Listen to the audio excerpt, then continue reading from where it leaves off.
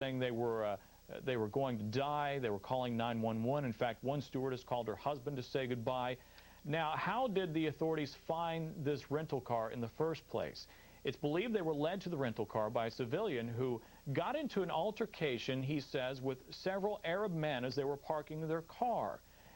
This man had gotten onto a flight, flew to his location, and it wasn't until he got off his flight yesterday and heard the news about the plane crashes and the hijacking that this came back to him about his altercation with these gentlemen in this parking garage. Well, he called authorities, and authorities traced his story back to this car, and that's how they found this car at Logan International Airport. Again, just to recap, this car apparently filled with Arabic language flight training manuals, and they found some passports, apparently, according to this story in the Boston Herald. And one of those passports belongs to a gentleman from the United Arab Emirates who is a trained pilot. Whether these men are really suspects in this or not, I'm sure we'll find out in the days to come. But that's the latest story hitting the newsstands this morning in the Boston Herald. Lori and Rick, back to you. Todd Connor from Fox Central, thanks very much. And of course, we'll keep you posted on any developments regarding that story. But now we want to give you a recap of the tragic events of today. At 9:31 a.m., after the two hijacked planes smashed into the World Trade Center, President Bush, who was in Florida, calls the crashes an apparent attack on our country, an apparent terrorist attack on our country. At 9:40 a.m., American Airlines Flight 77, carrying 64 people from Washington to Los Angeles, crashes into the Pentagon. At 9:48 a.m., the Capitol and the West Wing of the White House are evacuated. Immediately after, the FAA bars aircraft takeoffs across the country in an unprecedented act. International flights in progress are told to land in Canada. At 10 a.m., United Flight 93 crashes 80 miles southeast of Pittsburgh. Between 10 a.m. and 11:30 a.m., government buildings across the country are evacuated, including the Capitol and the White House. At 11:40 a.m., President Bush arrives at Barksdale Air Force Base in Louisiana. About 2 hours later, the president leaves Barksdale for a secure, undisclosed location. At 2:51 p.m., the Navy dispatches missile destroyers and other equipment to both New York and Washington. At 7 p.m., President Bush arrives in Washington from Nebraska. We want to take a closer look now at what has been happening in New York as we look at live pictures of what is left of the World Trade Center towers. It started just before 9 a.m. Eastern Time with word that a plane had crashed into one tower of New York's World Trade Center. It could have been an accident until this. We just saw another one. We just saw another one. Another plane just flew into the second tower. This has to be deliberate, folks. And Americans watched in shock as a second jetliner flew straight into the second tower. Let's go! I'm standing on the corner watching, taking pictures. You can see the wings of the plane come from the south and hit the middle of the second building. We're walking the dogs and we saw a plane flying really low, a small jet, and it flew directly into the World Trade Center, and then all the pieces fell to the bottom in seconds. It was chaos. Just get out of the tunnel and it blew. Built in the mid-1960s, the World Trade Center towered over Manhattan. Each tower 110 stories. Over 40,000 people work in the two buildings. It is still unclear how many people were in the towers when the planes crashed and how the evacuation was going an hour later when we watched aghast as the towers collapsed.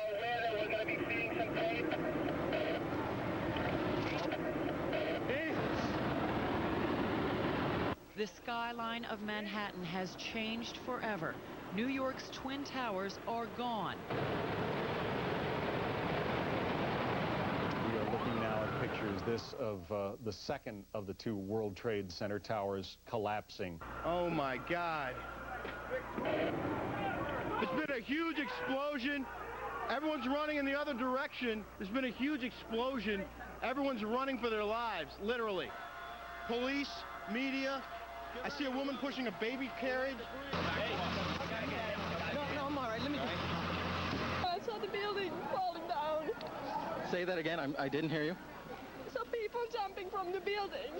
I had just gotten out of the building. I was crossing the street when I heard some rumbling. I saw someone coming off the top of the building. I just ran. I didn't know where to go. My first reaction was to go down into a subway stop just to get some cover, because I felt this cloud of all this stuff, the stuff coming down, the debris, and I thought that was the best, smartest thing, but I got stuck in there for a while. It was pitch dark. And now, all we are left with are questions. Who could have done this?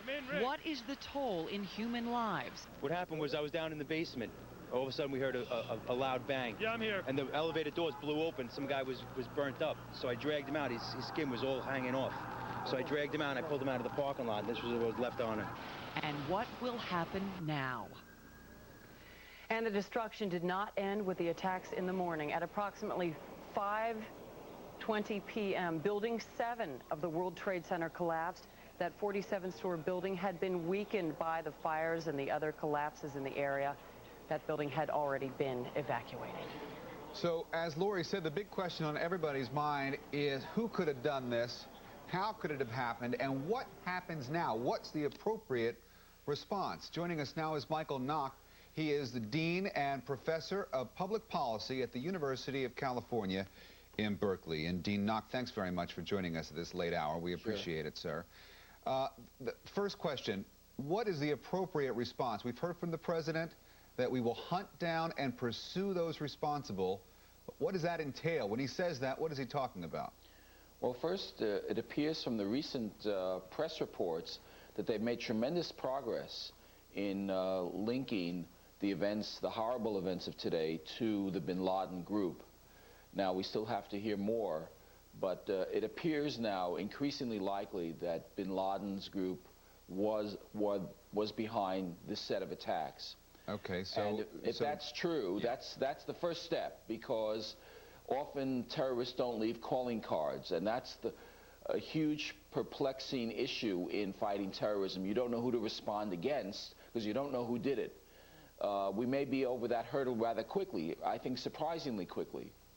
Well, with what we know about bin Laden, though, who has followers and I guess what they call cells all around the world, yes, how easy is it to link these separate attacks to one man? Well, we'll have to see. I mean, there are press reports, as you've reported, yeah, of folks who may have trained pilots who've been in Boston. There's a man in Florida, I think, who's under arrest, or they've been trying to arrest him, and other individuals. If they can document that bin Laden was the orchestrator of this, there's still speculation, I think more than speculation, that he's still in Afghanistan. Then I think you will see a coordinated effort by the United States to apprehend bin Laden. To apprehend him or to assassinate him? Well, you know, at the moment, assassination of foreign leaders, even non-governmental leaders, is prohibited by American law. Now, that has not prevented the United States from taking military action against foreign leaders. When we were in a seeming state of war, we did that clearly against Saddam Hussein during the Gulf War. We even did it in the Reagan administration against Gaddafi of Libya. But exactly how that will be worked, I think, of course, is still to be laid out. Would you agree, though, sir, that it needs to happen soon, that some kind of game plan it must already be in the works, wouldn't you think? Oh, of course. And after all, you know, the United States in the Clinton administration, where I served, attacked Afghanistan and actually sought to destroy bin Laden and a number of his infrastructure there. So it's been tried before. I think this would be a much more substantial use of military force, and perhaps even coordinated with other governments. And I think it was very notable that the President today cited clearly the fact that those who harbor the perpetrators will be held accountable, as well as the perpetrators themselves, which means the Afghan government. So we could be in for a wider retaliatory effort than just going after the actual perpetrators here. Dean Nock, it's Lori Dew. A question for you. The fact that whoever was responsible hijacked 4 planes simultaneously indicates that there was a major break in airport security. Right. Let's talk a little bit about that. How does this kind of thing happen? And may it have been an inside job? Might these people have gotten help from the inside? Right. Well, I think now, I was speculating about that along with others early this morning, but now there's a lot more evidence that suggests it's almost certainly the case. First of all, there have been some people who've done kind of investigative reporting about the porous security of airports, and they, I guess, have documented that, for example, Logan Airport has been fined a lot of money for failure to implement required security procedures. So in all likelihood, there were members of, assuming it's bin Laden now, members of bin Laden's group who were on the ground. Now, they could have been workers who load the meals onto the airplane. They could be, they could be in a lot of support roles, but could have facilitated the smuggling of weapons onto the airplane. Final question for you, Dean. What changes are we likely to see come out of this, both in airport security and aviation security in a larger sense? Oh, I think we're going to, this is not only a horrific event of unprecedented proportions on American territory, but it's going to have profound effects on these matters. They're talking about far more stringent search procedures now, which might require passengers, all of us, to get to the airport several hours in advance of flights. So there's a huge new queuing problem that will result. They could be much more intrusive with their inspections than ever before. There's going to be a whole crackdown and a whole review of the support facilities and all the personnel who work at the airports. And I think in general you're going to see major resources and major attention to airport security. Now, of course, doing that will have solved in a way possibly yesterday's problem, and now there'll be some new problem tomorrow that'll be quite different. And I should add that even in the event that bin Laden is apprehended or his entire organization gets sort of wiped out, it's not at all clear that this sort of action will end, because I think, as was cited in one of your early reports, there are many other individuals who are very sympathetic with what bin Laden is trying to do, and it well may be that if he falls, others will move forward to pick up and carry forward his torch. Dean Michael Nacht of the University of California at Berkeley. Dean, thanks very much again for joining us at this late hour.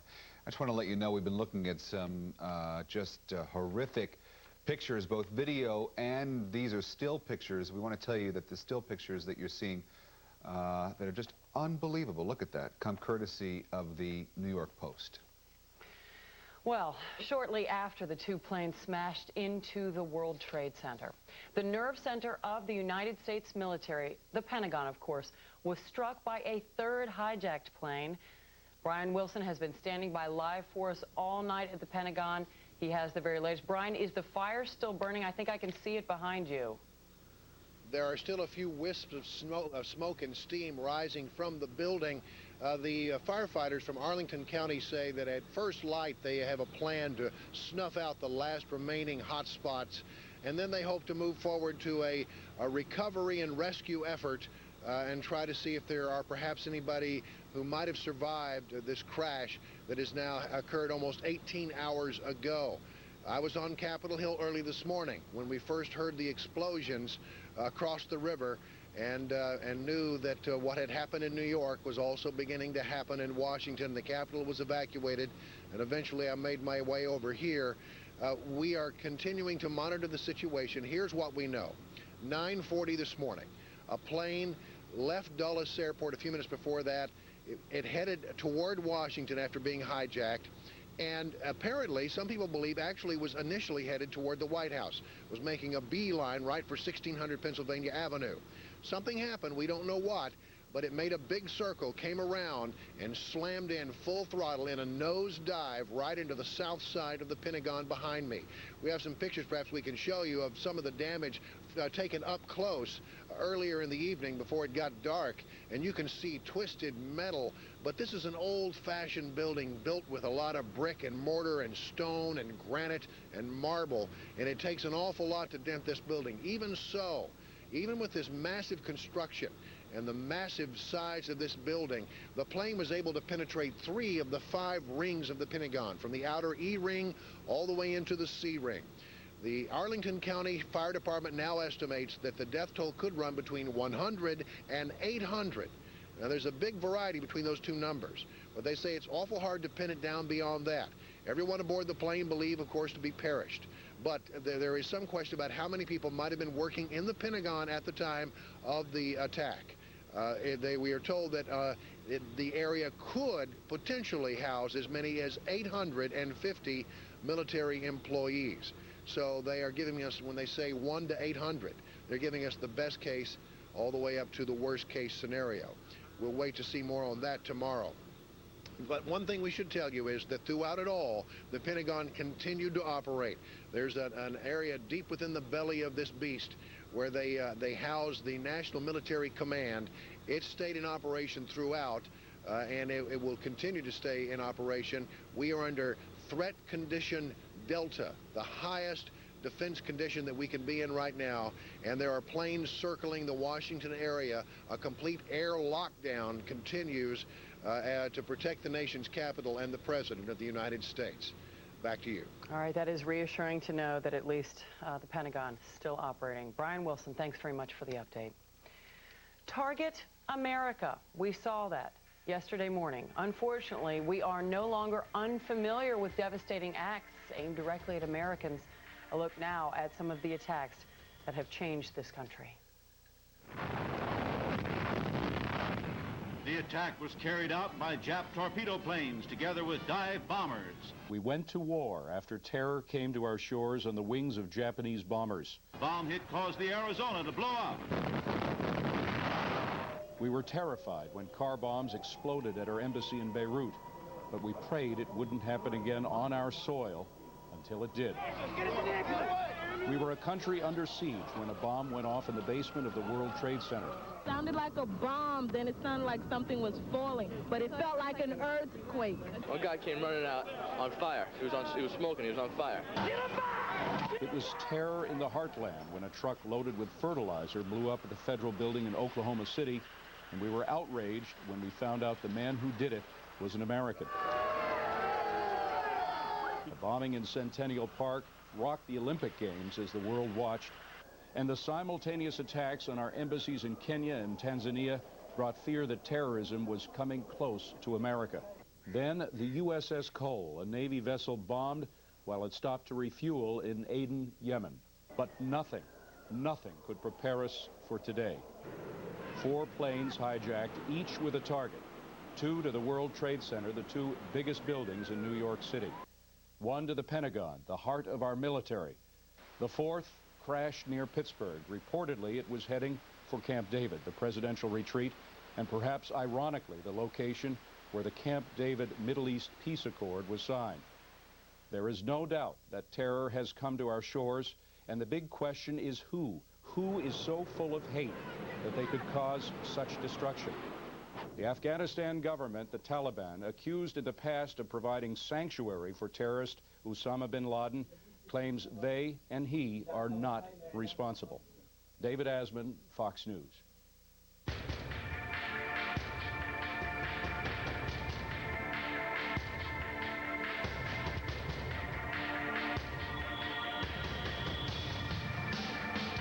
It is 3:30 a.m. in the east. It's 12:30 a.m. out west. We are about 18 and a half hours or so since the start of this national nightmare, and yet it's a story that continues to build, and as we learn more and more, there are some newspaper reports about possible suspects.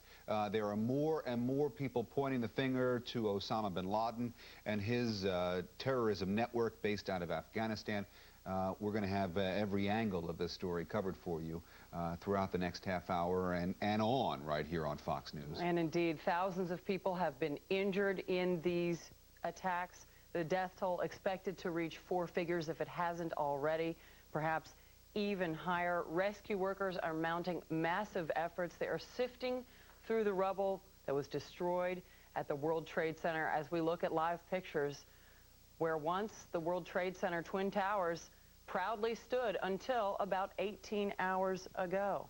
That's a live picture, and standing just below where that camera is perched is our Molly Falconer, who's been out there all day, first at St. Vincent's Hospital and now down at this Church Street location where we've got her standing by with an update on what's going on there now. Hi, Molly. Good morning. It's a scene of continuous activity, but still there are more questions than answers. We've got about 2,000 search and rescue personnel just combing the scenes this morning, but the news is not good. There are several hundred, about 300 firemen who are missing. We're not sure if they're believed dead, but they're already missing right now. We are told by a few construction workers on the scene that one person is trapped beneath the rubble and they may have to amputate his leg in the next few moments just to get him out from under all of the wreckage. If you can look behind me, you can see kind of the scene of continuous activity. New York Fire Department, New York City Police Department on scene, but we've been seeing from many different states, Massachusetts, New Jersey, Connecticut, all personnel is on hand here to try and get people out of the rubble. Now we have some live pictures for you from our mass cam. If you can see that, you can see several city blocks to the south on Church Street where the World Trade Center once stood. Some of the burning rubble there, they're still having to douse some of it because it's still smoking. Some of it is still apparently on fire, and they've got water on some of those buildings. Now I should tell you that they've already turned the electricity off, the gas off, and the phones off. Certainly on this block, and we've heard over a 30-block radius here to prevent any kind of explosions or fire from happening. Again, this entire scene is locked down. You cannot get in or out except on foot or in an emergency vehicle.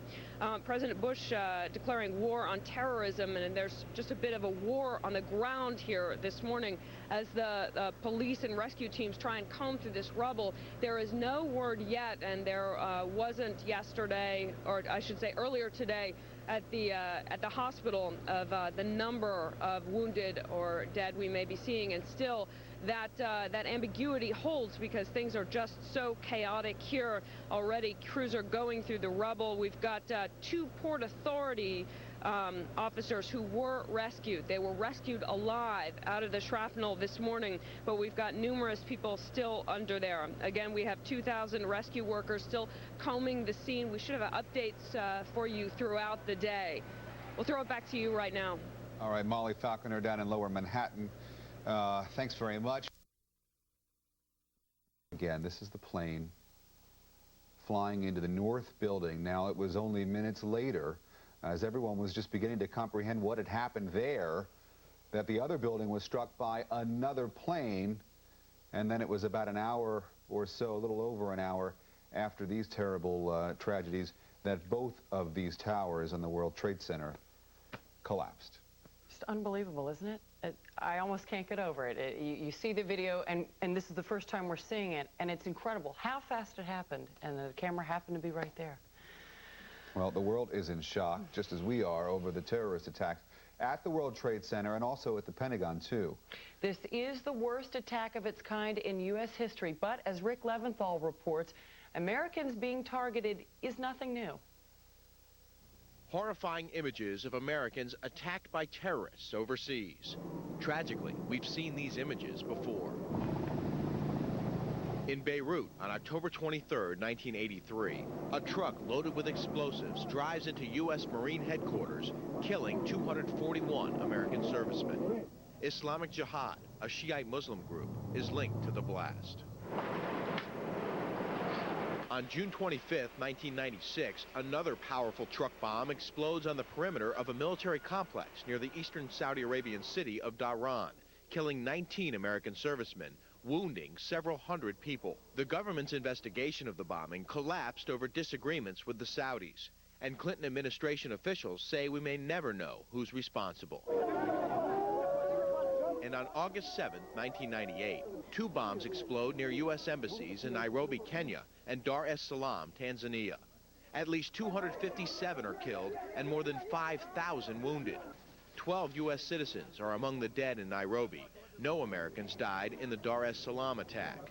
The U.S. suspects Osama bin Laden of being the mastermind behind these bombings. Terrorism experts say there's no doubt America and Americans will continue to be vulnerable. A lot of things have been done to sort of harden the target, but clearly There are so many weak points, and terrorist organizations always seek out the weakest point in the chain, and they're going to attack.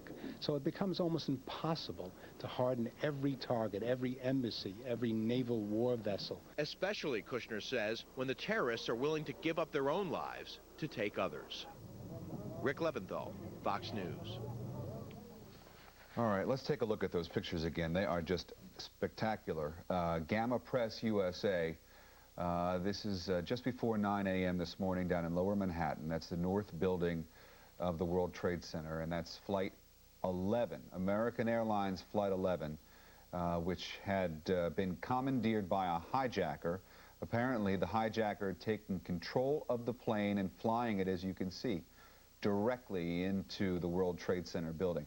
If that building was about 110 stories high, you can see the explosion and the impact, I would guess, probably around floor 85 or so, right up near the top of that building. American Airlines Flight 11 was a Boeing 67, a large plane. It had left Boston around 8 a.m. or a little before 8 a.m., so around 8:45 a.m., this is when this crash happened, and once again, we're seeing it for the very first time. The plane carried 81 passengers, 9 flight attendants, and 2 pilots. This is what started it all, and about 20 minutes later, of course, the second plane crashed into the South Tower of the World Trade Center. But again, we are looking at the very first video of the first plane crashing into the North Tower of the World Trade Center. This was the first thing that we saw, and everyone was like, what happened there? Was there some sort of explosion? There were reports that a plane had flown into the World Trade Center building. But why would a plane have flown into the World Trade Center? That's what we were all wondering. And so the calls started to come in, and then at about 9:03, just under 20 minutes later, that is when another plane, this one a United Airline jet, flew into the South Tower, which is the one that's behind this building that you're seeing right there. The United Flight 175 crashes into the South Tower, and then both World Trade Center towers, with flames shooting out and gaping holes, stood for about another hour before one collapsed and then the other. Just moments after this happened, at around 8:45 a.m., I was on my way to work, like most of us were, and I looked down Fifth Avenue on the bus that I was taking to go to work. I look up, I see this plume of smoke, my cell phone starts going crazy, people saying, did you hear about this plane that crashed? I hadn't heard about it. I'd missed it because I was on the bus coming here. My mother called and said, did you hear about this? And then all of a sudden, of course, I get to Fox, everyone is gathered around the TV sets at Fox, people are in the streets starting to ask questions. That is how it all began on this beautiful fall day in New York City. Tragedy. Let's take a look back now at the events that have shaken our nation, but ultimately prove that the spirit of America is still alive. There was another one. We just saw another one. We just saw another one apparently go. Another plane just flew into the second tower. This has to be deliberate, folks. We saw a shadow. It looked like a plane. Next thing we know, it was boom, boom, and the floor started shaking. We just felt a big explosion. Yeah, David, we are looking at the replay of what happened that you're describing. It happened just moments ago. It sure appears that the building simply collapsed. Today, our fellow citizens, our way of life, our very freedom came under attack in a series of deliberate and deadly terrorist acts.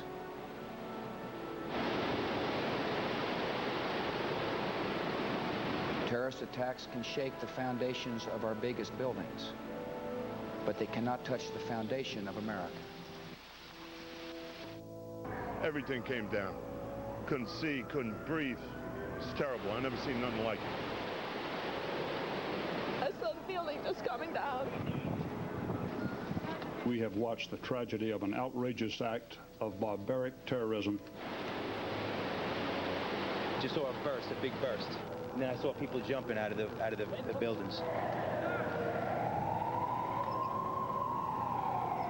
This is indeed the most tragic hour in America's history. And yet I think it can be its finest hour. Everybody took cover to run. We ran down the subway, but the dust followed us down there. I used to work in the 105th floor of the World Trade Center. Are we going to go down there? I'm in shock. I know a lot of people are still up there. I mean, I don't know where they are. Of course.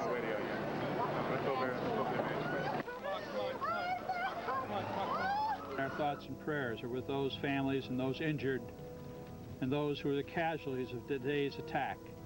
We also remember those thousands of people who are rescue workers. We ask now that we all bow our heads in a moment of silence and remembrance.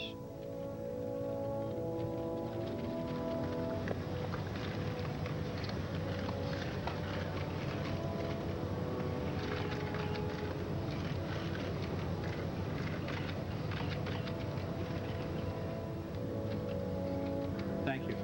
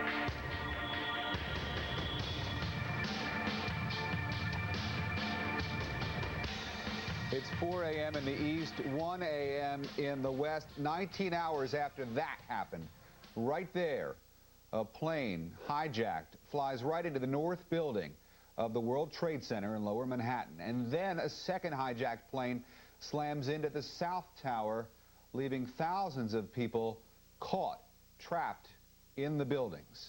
There you see the second plane approaching that tower. That is the aftermath. Moments later, each tower collapsing from the crash, trapping thousands of people in the rubble. And the Pentagon on fire after another hijacked plane plows into the Pentagon. President Bush calling these attacks evil acts and vows that the U.S. will hunt down and punish those people responsible. From Fox News Channel World Headquarters, I'm Rick Fulbaum. And I'm Lori Dew. Thank you so much for joining us. September 11th, 2001, a day that will go down in infamy as tragedy strikes the United States. We have Team Fox coverage for you round the clock. It's going to continue here on Fox. Let's get it started this hour with Molly Falconer, who was at the scene right near where the World Trade Center towers used to be in Lower Manhattan. Molly. Well, the rubble is still smoldering here. There's a smell of dust and construction just absolutely smashed in the air. We just talked to a rescue worker who basically stumbled out of the zone that's locked down about 6 blocks in back of me where the World Trade Center used to be. And he is saying that they just pulled a police officer out of the rubble, but we have 300 firefighters missing.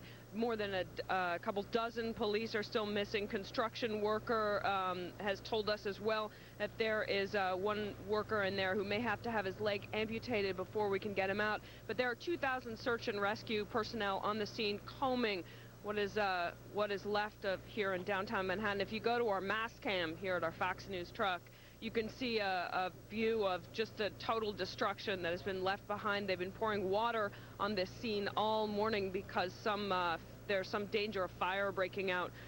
Within a 30-block radius of this scene, it's absolutely locked down. All the phones, electricity, fuel is shut off for fear of explosions or continuing fires. And so far, it's been a very controlled scene, and nothing like that has broken out. On the scene, we've got firefighters, National Guard, New York police from not just New York City, not just from federal authorities, but from Massachusetts, Connecticut, and New Jersey. Cranes and dump trucks are coming onto the scene to start loading rubble away and carting it right up the streets of Manhattan. And we can talk right now to a resident at one of the hospitals here, is Dr. Mark Curran, who has just walked out of the scene and can really give us the absolute latest on what's going on in terms of rescuing people. How does it look? Actually, what I just saw is one firefighter was pulled out. He's sitting in a chair. He seems to be doing all right. They're also trying to pull out when I was leaving, they were pulling out one other victim, not a firefighter or a police officer. How is that victim? How are they sounding? How are they feeling? How far under were they buried? They were pulling out. They said that the person is alive. It was a lady, but her eyes weren't open. She wasn't really moving, so I'm not really sure what the situation is. The second person that they're pulling out right now, they brought in a couple more firefighters to spread some bars apart, and stuff like that.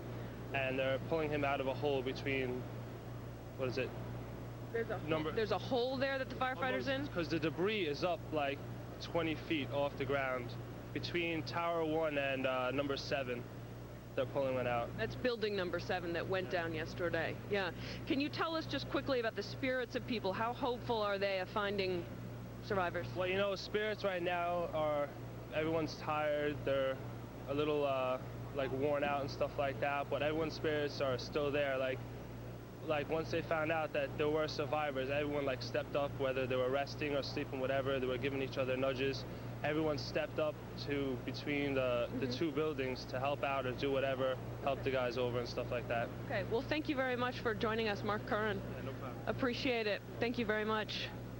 So that's how the rescue efforts are going. It sounds like it's slow but sure. They've got that officer who is trapped beneath what has become a hole, actually, in the ground if you go beneath, between the rubble there. If you look down the street, you can still see the scene of continuous activity behind me. It hasn't stopped all night, and again, the people are operating in this lockdown area with cranes, with National Guard, with dump trucks, with every possible modus operandi of rescuing possible. They have got here on the scene, and we're just hearing words that's just trickling out as people come out of the scene that tell us the latest on who is getting rescued and what their hopes are. I've been covering this for a number of hours, and there's nothing but good things to say about the incredible efforts here. We'll throw it back to you. All right, Molly, you're doing a great job. Thanks very much. You know, a lot of the wounded have been treated and taken to New York's St. Vincent's Hospital. That is the hospital that is closest to where the World Trade Center towers once were. Close to 400 folks have been taken there. Fox's Derry Alexander joins us now live with the latest. Hi again, Derry. Hey, Lori. Hey, Rick. You know, actually, I can't concur with what Molly was just talking about. I was telling you earlier about looking for that little glimmer of hope, that little light in all of this. We did see those EMS trucks come, and we did see those very people that Molly's interview was talking about. So Actually, two of them we saw were conscious. Not sure about the other person because they actually backed them up. If you can see behind me, they backed up a couple of trucks, and some came up along the side. You know, obviously, this being a hospital and there being so many people in Manhattan, to a certain degree, they have their other business as usual. So we've been real careful tonight to be able to discern between, you know, victims related to this tragedy and victims related to perhaps another tragedy. And one way we've been able to obviously tell that these were victims related to the Twin Towers is that when they would come up, the EMS workers had masks on, the debris, just that look. What is that look that unfortunately we've gotten used to seeing after several hours of seeing so many people emerge from that horrible sea of destruction downtown. So once again, we are getting survivors. It seems to be very true that there were people underneath that rubble that remained alive, had incredible courage. And just like Molly's interview was saying, you know, when you see that, you all of a sudden get this amazing burst of energy. You can see it here at the hospital. I mean, I feel it. How many hours have we all been up? But, you know, when you see that there are people alive, people who have been through it and are staying strong and want to survive despite everything they've seen, well, you get a rush of energy. You know, you feel like you want to be there with them. You want to help them. So one little piece of light that we can offer in all of this is that definitely expect to see more people coming up to this hospital alive. Back to you guys. All right, Daria Alexander, we certainly hope that Daria's prediction comes true. Shortly after two planes smashed into the World Trade Center, the nerve center of the American military, the Pentagon, was struck by a third hijacked plane. But business kept going. Brian Wilson has the latest from the Pentagon. 3 words: threat condition Delta. The United States military remains on the highest state of alert some 19 hours after the attack on the Pentagon building. It happened at 9:40. A plane left Dulles Airport, was hijacked. It eventually looked like it might be headed toward Pennsylvania Avenue, 1600 Pennsylvania Avenue in the White House. For whatever reason, it didn't stop there. It made a big circle around Washington and slammed a short time later into the south side of the Pentagon building. The impact into this massive structure was such that it penetrated 3 rings, 3 of the 5 rings of this building: the E ring, the D ring, and the C ring. Inside, a massive ball of fire, an explosion, and we're now being told that perhaps as many as 100 to 800 people may have died in this incident here at the Pentagon. There's a lot of difference between those two numbers, but we're told that at some point as many as 850 people may have been working in this part of the building. And the Arlington County Fire Department says that's the best estimate they can give us.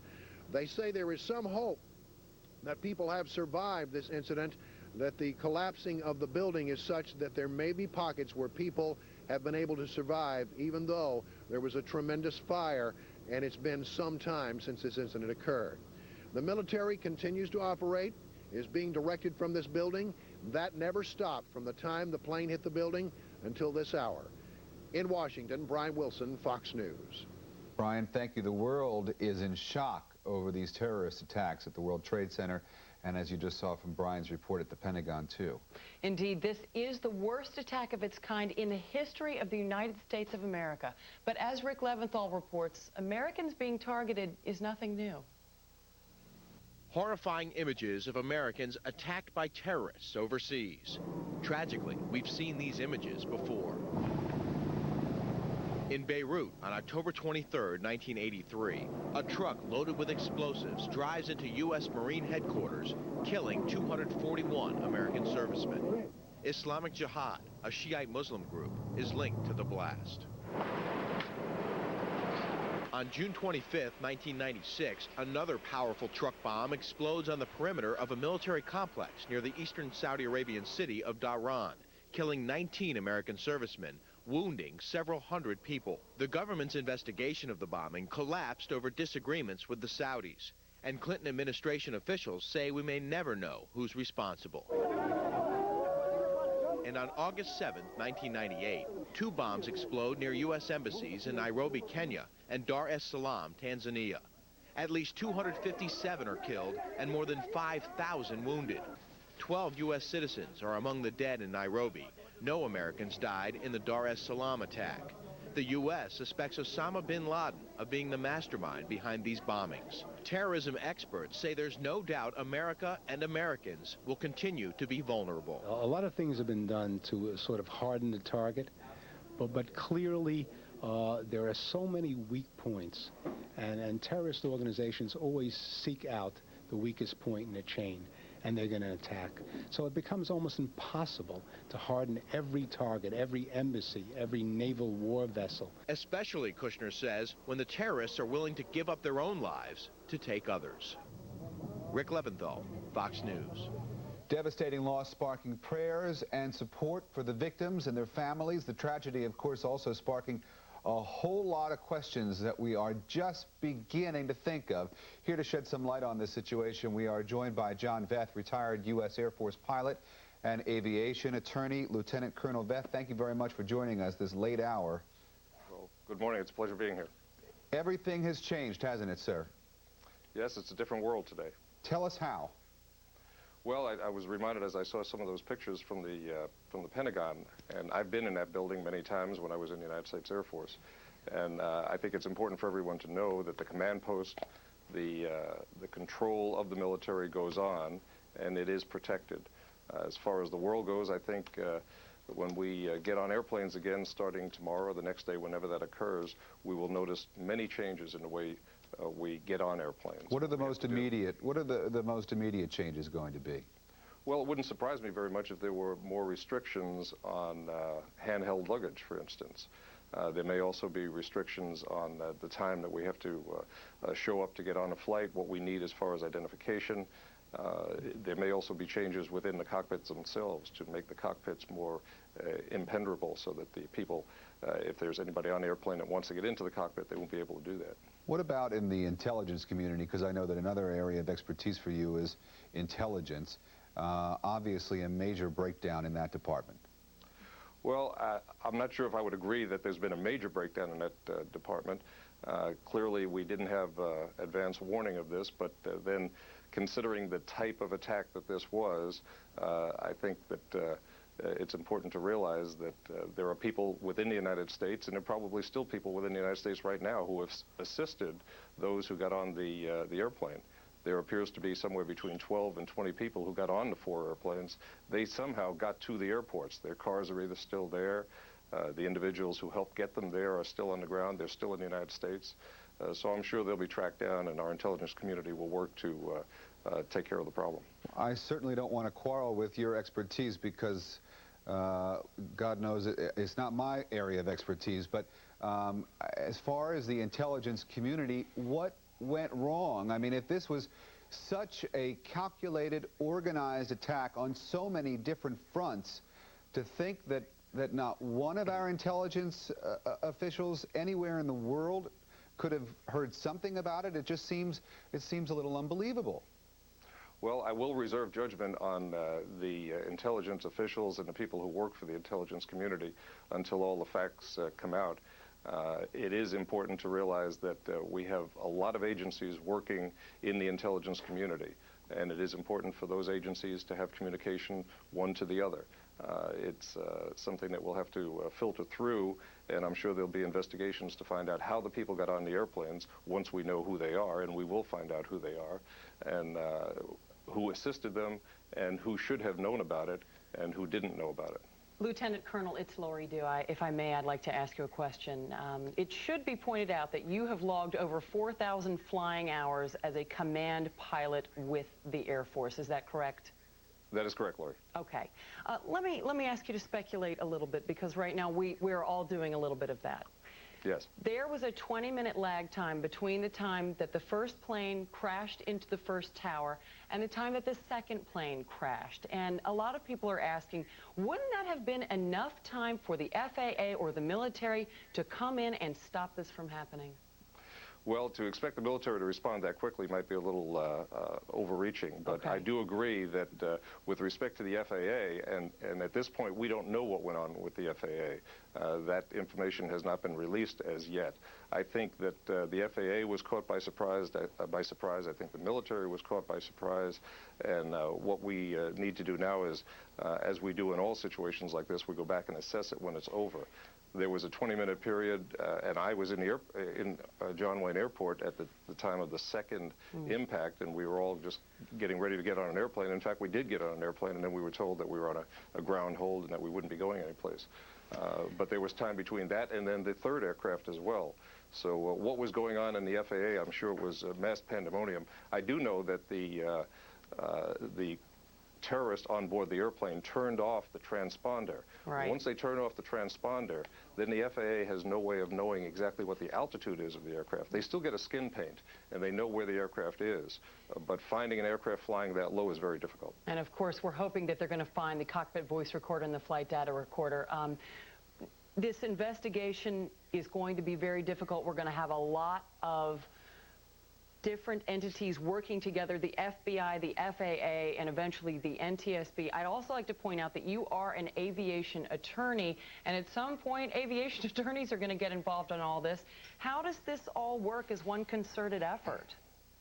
Well, each part of the puzzle does their part to resolve the situation, and in this coordination between the agencies. Certainly, in a criminal investigation, the the FBI takes the lead in any criminal investigation.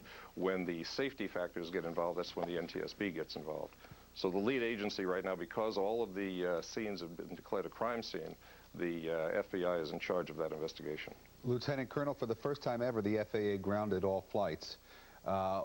When do you think it will be appropriate to get those flights going again, both domestic and international flights? When should we feel safe to take to the skies again? Well, that's an excellent question. In fact, I can mention to you, I've seen something tonight that I've never seen before. Driving in from Orange County to your studio here in Los Angeles, the entire sky was clear. There wasn't one airplane flying, obviously, as we know that, but it was an eerie sight, because normally coming into LAX, you see that what looks like a string of pearls as the aircraft landing lights line up a couple of miles apart as they're coming into LA. As far as when we will fly in the future, the latest I've heard is that the FAA plans to release aircraft to start flying tomorrow, approximately 12 o'clock Eastern time. Now, how that will be done and whether we'll get into it in a gradual mode, I'm not sure about that, because I haven't read anything on it or heard anything on the news. I think once we start flying, we as a traveling public can feel safe. As with any disaster like this, you're actually safer immediately after the disaster because there's more attention being looked at it. We've heard reports that the two airlines involved in this tragedy, American Airlines and United Airlines, one of them, and I can't think now off the top of my head which one it was, has been fined recently for lax security as far as checking the passengers getting onto their plane.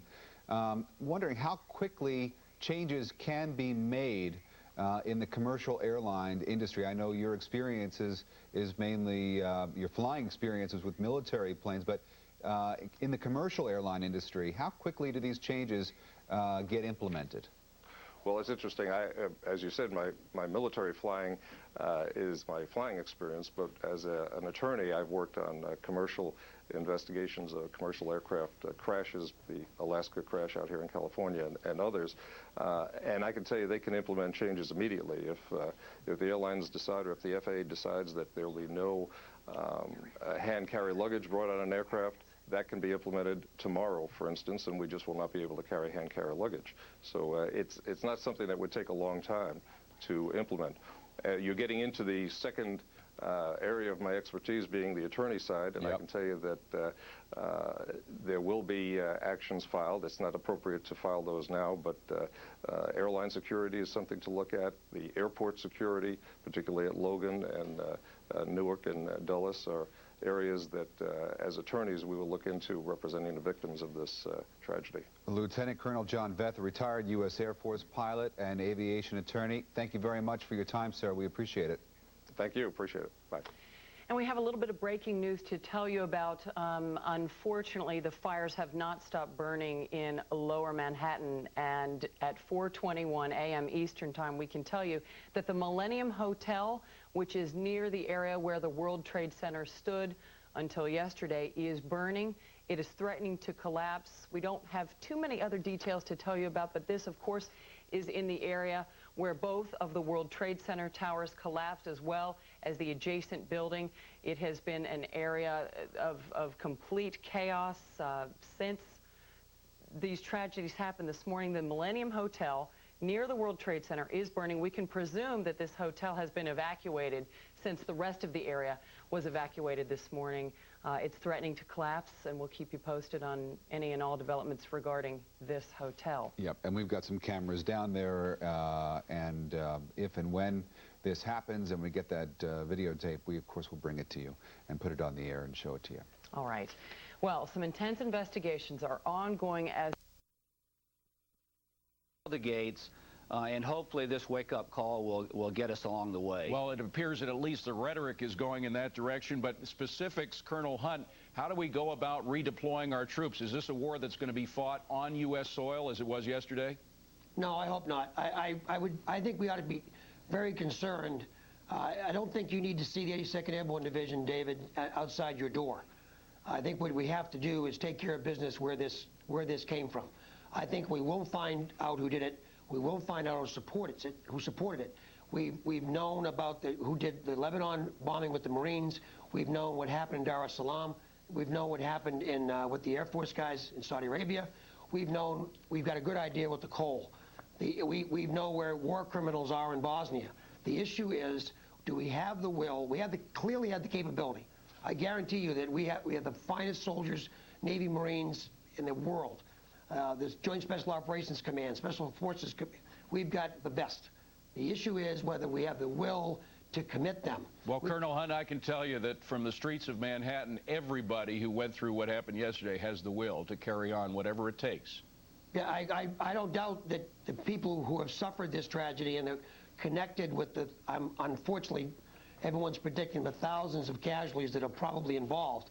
The issue is with the people who just appeared on television and others are willing to let the national intelligence community, the investigative community led by the FBI, to do what's necessary. Mm-hmm. The ugly truth of this is you have to deal with very bad people to get at bad people. You have to put a lot of money on the street.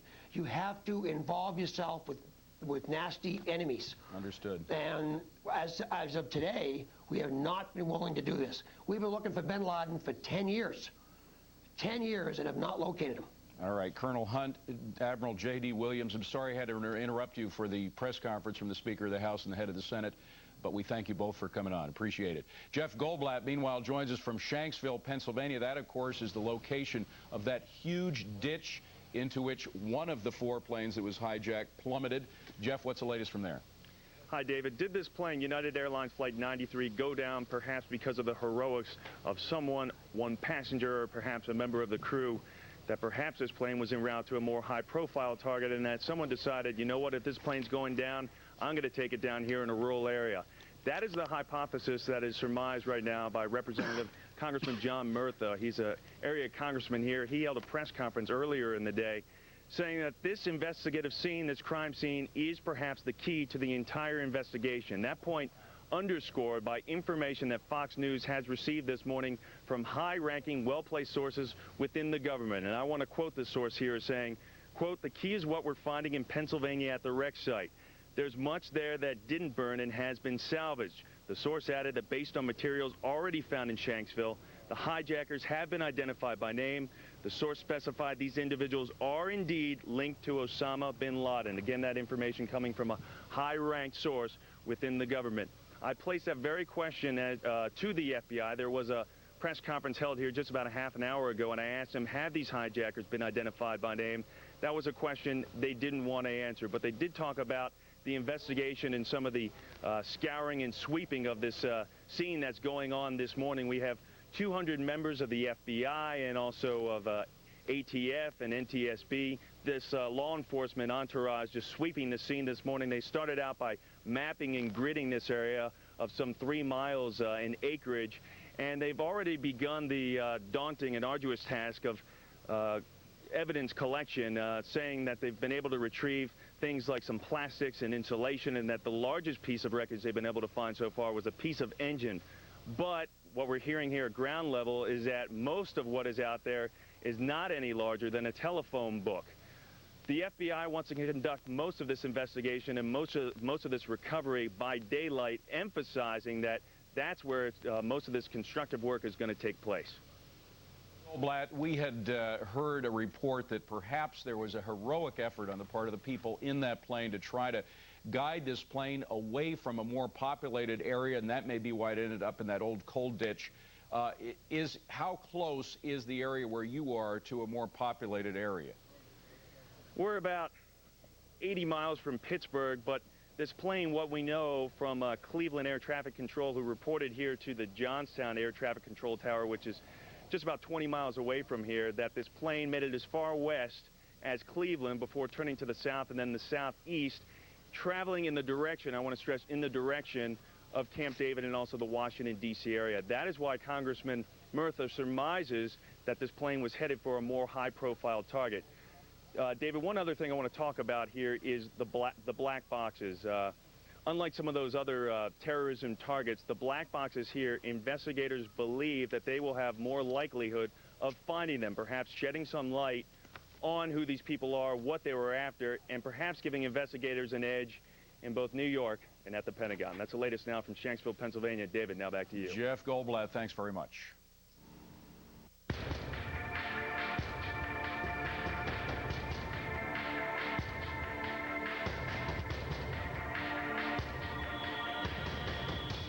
Hello, everyone. It is 1 p.m. Eastern Time, 10 Pacific. I'm Linda Vester. And I am David Asman, and you are watching Fox News Channel's continuing live coverage, Terrorism Hits America. And this is the day after forces of evil rocked this nation and wrecked the lives of thousands of people.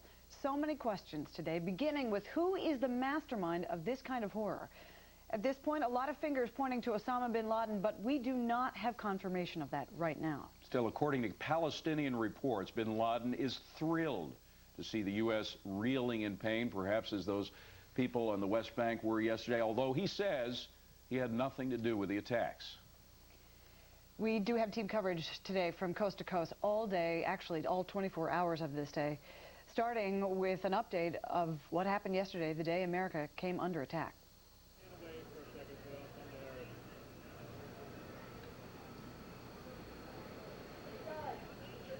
Sammy. All right, need to just clarify here. We're going to correspondent Catherine Herridge. She's at St. Vincent Hospital.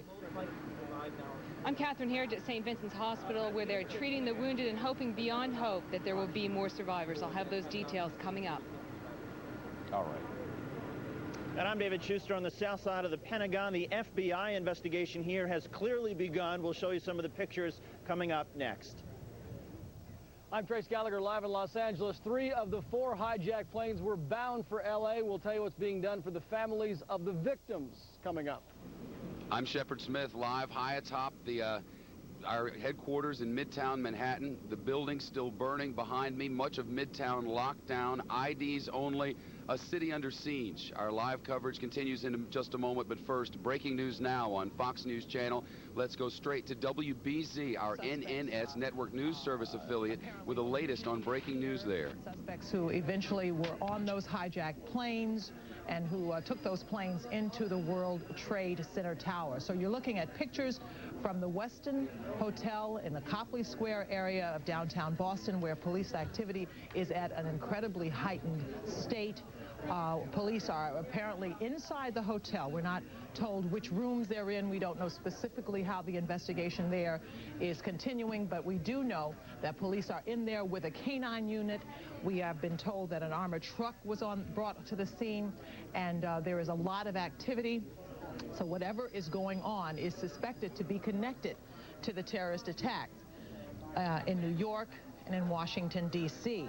Of course, all of this as federal authorities are investigating whether these suspected hijackers who started here in the Boston area are connected to Osama bin Laden. So all of this activity that's going on right here in the Boston area could be connected to Osama bin Laden. We're going to take you right now to WBZ's Ted Wayman, who is on the scene at the Westin Copley Hotel. Ted, what can you tell us? Liz, I'll tell you that the surreal images continue, this time from Copley Plaza. I'm going to have photographer Michael Bennett just pan over. What you're looking at is the entryway, the horseshoe, if you will, of the Westin Hotel. When we got here about 15 minutes ago, photographer Ted Broggie arrived just as about 20 to 25 Boston police officers, and I think there were some federal officers there as well, with full armor shields going inside. Law enforcement source telling me they were headed to the 16th floor to make an arrest in connection with yesterday's events.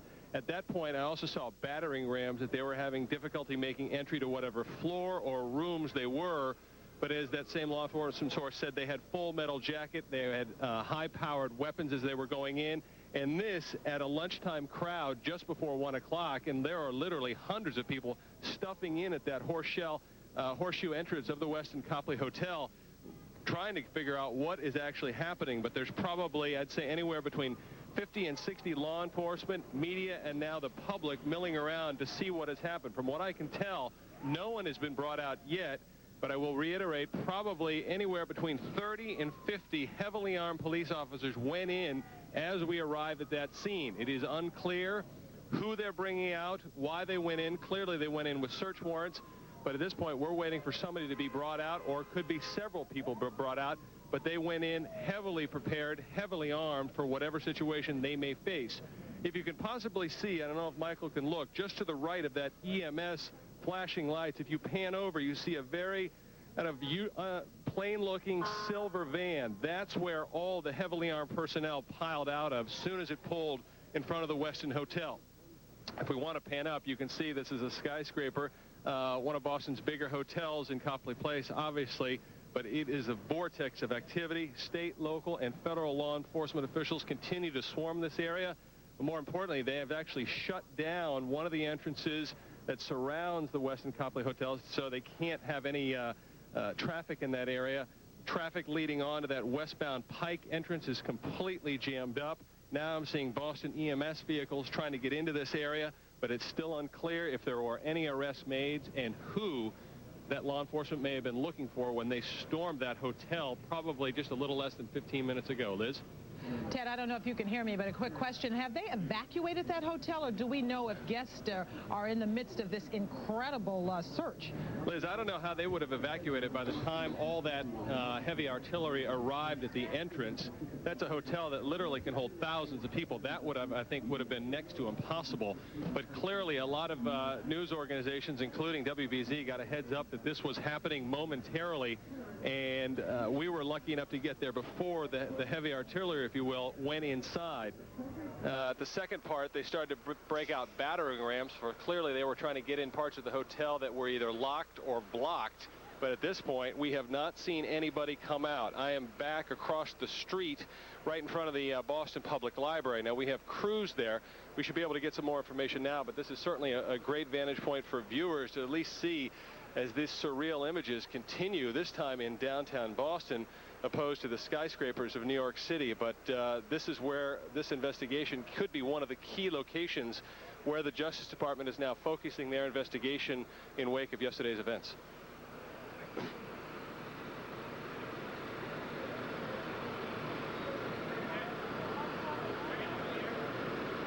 We're looking at live coverage from WBZ of an incident taking place in Boston's Back Bay. Apparently, police and FBI have stormed a room inside of the hotel. This may be related to the terrorism incidents of yesterday. Earlier, we saw police charging in with, well, they were hardly charging, but they were moving in with battering rams. They had full gear on. They all piled out of a silver van that's parked nearby. We haven't heard from them since they went in, but they've got a lot of equipment. There are the pictures earlier. Let us go back once again to WBZ's local coverage as they cover this unfolding story. But the way they piled out of that gray van, I didn't know who was going to come out when they opened those doors, but 25 to 30 heavily armed officers went straight into the hotel carrying battering rams and shields for whatever they were going to get into. So this is clearly something very serious, and The Justice Department obviously executing search warrants across the country. We're hearing reports not only in Massachusetts now, but also in the state of Florida. They're executing search warrants. Justice Department clear orders from the White House, not wasting any time continuing this investigation into yesterday's horrific incidents. Something. All right, once again, these are live shots. We just showed you briefly a tape of the police and FBI moving in earlier. They had full riot gear on. They had battering rams. They also had fiber optic equipment, which allowed them to sneak little cameras underneath the doors so they could see what was in there. There may be something about to happen in that hotel. Perhaps an arrest is imminent. We don't know if, in fact, the people they're looking for are still there. If they are, there may be a confrontation, so we're going to be staying on this story. Now, you might be wondering how it is that all the television networks seem to have advance word that the cops are going in here. Apparently, somebody inside the hotel tipped off a local station. The word spread, and then the media crews surrounded the place, as did the police, followed by the public. We have with us senior correspondent Rita Cosby. She is with us to explain a little bit more of the background on what is going on in Boston. Rita? Well, law enforcement sources are telling Fox News, Linda, that there are already some people in custody that were seized from that Boston hotel and also from a number of other locations in Boston. In addition to that, we're also told that several arrests were made in South Florida also, and we're told that these happened in the last few hours. In addition to that, we're told that they are also serving some search warrants as we speak in some other locations around the United States. Now, I was told by a senior law enforcement official just a few moments ago that some of the individuals that are in custody as we speak have ties to Osama bin Laden. And the senior law enforcement source is telling Fox News that they are almost certain, he said he would not say certain, but he did say almost certain, that people with links to Osama bin Laden are responsible for the attacks that took place yesterday all over the United States. And he says that that's not 100%, but we are almost there. He is saying that indeed the individuals who have been taken into custody do appear to have ties, some of them loose ties, but some of them more clear ties to Osama bin Laden, who of course is the mastermind believed to be behind the other attacks, the East Africa attacks and a number of other attacks on U.S. interests throughout the world in the past few years.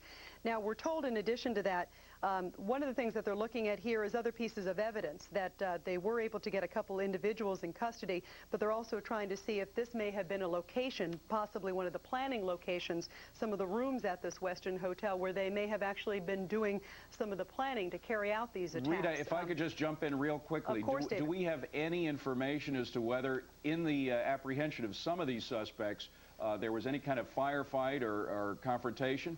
I am not aware of that. I have not been told on that. And in fact, in one case, I do know that somebody was apparently taken in the wee hours of the morning, as someone described it to me. So that may have been more of a surprise arrest in that case, but I do not know about the other case. Rita, some of the early information is probably bound to be confusing. We're also getting something from law enforcement that perhaps there were no arrests made at this Westin hotel in Boston that our viewers are seeing on the screen, but that a room believed to have belonged to at least some of the suspected hijackers has been searched. It's believed, apparently what we're learning now, is that they believe at least some of the hijackers may have been staying at this hotel. I want to bring in Shepard Smith, who is anchoring our coverage from the roof here of the Fox News Channel headquarters. Shepard? Rita, I was just curious how they might have landed on these particular places. Was talking with a photographer friend this morning in Venice, Florida, who says that they did some searching there, did some arrest warrants over in Volusia County as well, something down in Daytona, now Boston. It sounds as if this thing is pretty widespread. Yeah, very widespread, Shep, and this is pretty typical for Osama bin Laden. He has tentacles all over the world, and in the United States is typical. When they were planning the Millennium Strikes, and we covered that very, very extensively, he had individuals all over the country. Remember, somebody was coming in through Washington State, but then he had close ties to someone in Chicago, had ties to other people in Florida, and this is sort of typical of the way he controls his network and has individuals all over the country. And we're told that some of the things that may have led is one of the things that we first reported last night about the cell phone calls, that the law enforcement sources were able to intercept 2 particular cell phone calls from bin Laden followers. And in one of them, they were saying basically, hey, thank goodness we were able to hit at least 2 of the targets, sort of congratulating each other.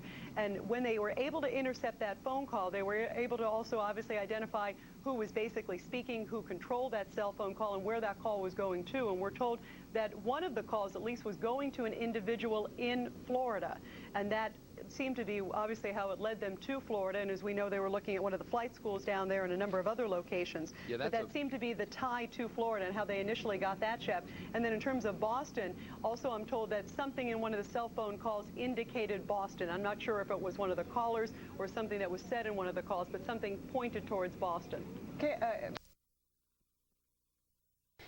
which is truly the hub of activity right now. This is the Westin Hotel in the Back Bay of Boston. It has been learned, this coming from the Associated Press, that it's believed that some of the hijackers on board those two flights hijacked out of Boston yesterday were staying at this hotel. The police officers swarmed this hotel a short while ago. They're also apparently searching another hotel in a suburb of Boston known as Newton. Let's go back to WBZ's local coverage. That may have been left behind as they stayed here. It's unclear if that's confirmed had they stayed here, but this looks to be one of the central points of this Boston investigation, other than Logan Airport and some of the evidence that was left behind over there. But it appears at this hour, maybe 45 minutes since those police personnel got here, that this is starting to thin out. It's unclear whether they found what they were looking for, but this was a location where heavily armed law enforcement showed up about 45 minutes ago with battering rams and full metal jacket. Another saying is that they had heavy armor going on into those rooms. It's unclear if any arrests were made. I did not see anybody brought out by law enforcement, but there's so many different entrances and exits to this hotel, you wouldn't know if somebody was arrested if they brought them out the other side. But now, which we are left with motorcycle crews, special operation crews, bomb squad crews, but it looks as if the bulk of that law enforcement is starting to pull out, and crowd control also being pushed back into Copley Square.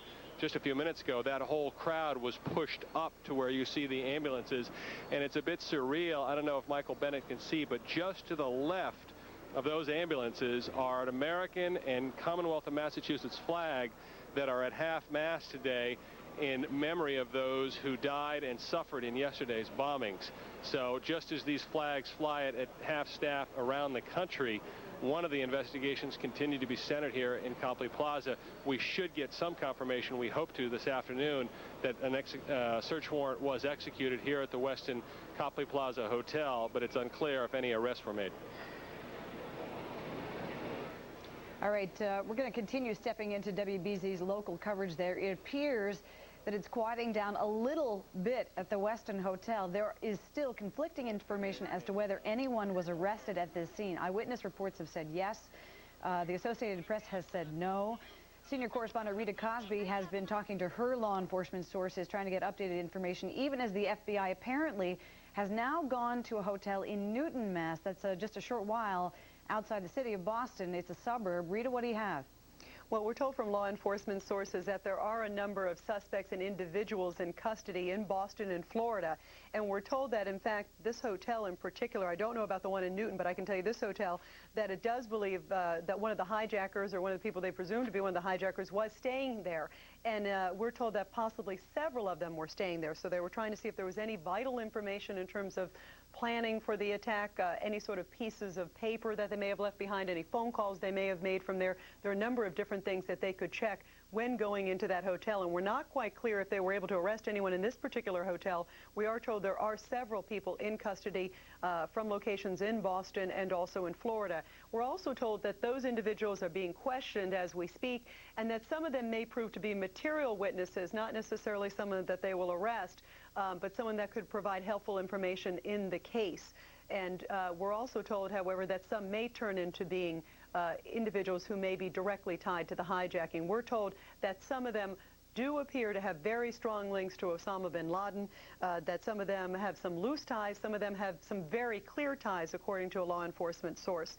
And we are also told from a senior law enforcement official that they are almost certain that Osama bin Laden was behind this attack, and that typically, as we know from covering him from a long time, that a number of the individuals that he hires are sort of 2 or 3, sometimes 4 or 5 layers away from him, that he often has a number of surrogates carry out the attack, and that's sort of the way he does it. He doesn't want to have it directly sort of come back to him. So he may do several different layers removed, a number of different organizations that he might recruit. And in the case of, say, the USS Cole, where U.S. officials believe privately that he was strongly behind that attack, he's not been indicted than that, but they strongly believe he is behind that attack. It looks like he may have recruited some Yemenis, some local officials, and also possibly some Egyptians there. In this case, they're saying that they believe that his tentacles were quite wide to carry out such a sophisticated attack. And indeed, we do know that one of the individuals that they're looking for, at least in Florida, and we don't believe this individual is in custody, is a man by Mohammed Atta. We also heard Mohammed Akka. We've heard two different spellings. And he is Egyptian and apparently has some ties to Osama bin Laden. And another thing here in Washington, we're hearing some sirens at Union Station, which is not too far. It's literally about a block away from where we are here. We're told a couple different things. We're trying to check it out. One thing, we're hearing that there may be a car on fire, but at this point it's not clear if it's related at all to what's going on. Rita Cosby in Washington. As we take it back to the New York coverage, just a piece of information. Massachusetts State Police and Boston FBI are now waiting for a search warrant to be executed at the Park Inn in Newton, Massachusetts. We will keep you updated as we get more information. Now to Shepard Smith, monitoring the cleanup operation in New York City. Shepard. Yeah, this is certainly affecting the lives of Americans from coast to coast, and certainly people from around the world. This just in, baseball has postponed all Thursday games, the third straight day that the whole schedule has been postponed. That's never happened in America. We are now sort of in a city that's changed its complexion over the last day or so. You can get out of New York, but you can't come back in. That's been the case for the past day or so, which leaves the streets feeling like a Christmas morning or a New Year's Day morning, largely empty, largely clean, as if the street folks had come in and swept up all of our mess from a big celebration the night before. This morning on a gorgeous day, a perfect fall day in New York, you walk out of the apartment building and down to the subway as every day and stop by the newsstand to get the morning papers, the New York Post, the Daily News, the Times. They had none of those today. They were all gone. Some of them hadn't made it there. Only the USA Today and picked it up and, you know, talked about war on the front. You can't get around on the streets because there are no cabs, there are no black cabs, there are no yellow cabs, there's none of that. They're using all of those vehicles to get emergency personnel around, and there's no way to travel except by subway. So even if you're one of the probably millions of people who need some privacy right now and needs to figure out if it's your turn to grieve, your only mode of transportation is the subway. And it was a very pointed moment today, getting on the 6 train to head south, and a young woman, probably 30 years old, sitting directly across from me, most of the seats empty. She has the paper in front of her and just breaks down in tears, and another man follows suit, and another man follows suit. And their hugs on the 6 train southbound today as people made their way toward Midtown. This city is deeply affected, rocked to its soul, and looking for some degree of solace. And in a city where we routinely bump into each other in our hustle and bustle to get to the next stop, as we move from box to box to box. There's a new atmosphere, David. Shep, in addition to the sadness, which of course is everywhere, and you mentioned the silence, which is almost, it's just unnerving. It's so unusual for a city like New York, the hub of all this attention and excitement. But there's also, I noticed, a sense of true resolve among New Yorkers, and New Yorkers come out with that sense when they're in times of crisis, whether it's a strike or a snowstorm, whatever, and particularly in a terrorist event like this, the likes of which we've never seen, there is, in addition to the sadness, tremendous resolve, perhaps best epitomized by the mayor himself, Rudy Giuliani, who's just been absolutely steadfast in his commitment to stay with this thing and to see New Yorkers land on their feet. So the resolve is there. All right, as we continue to look into the rescue efforts in New York City, just a new piece of information about Boston.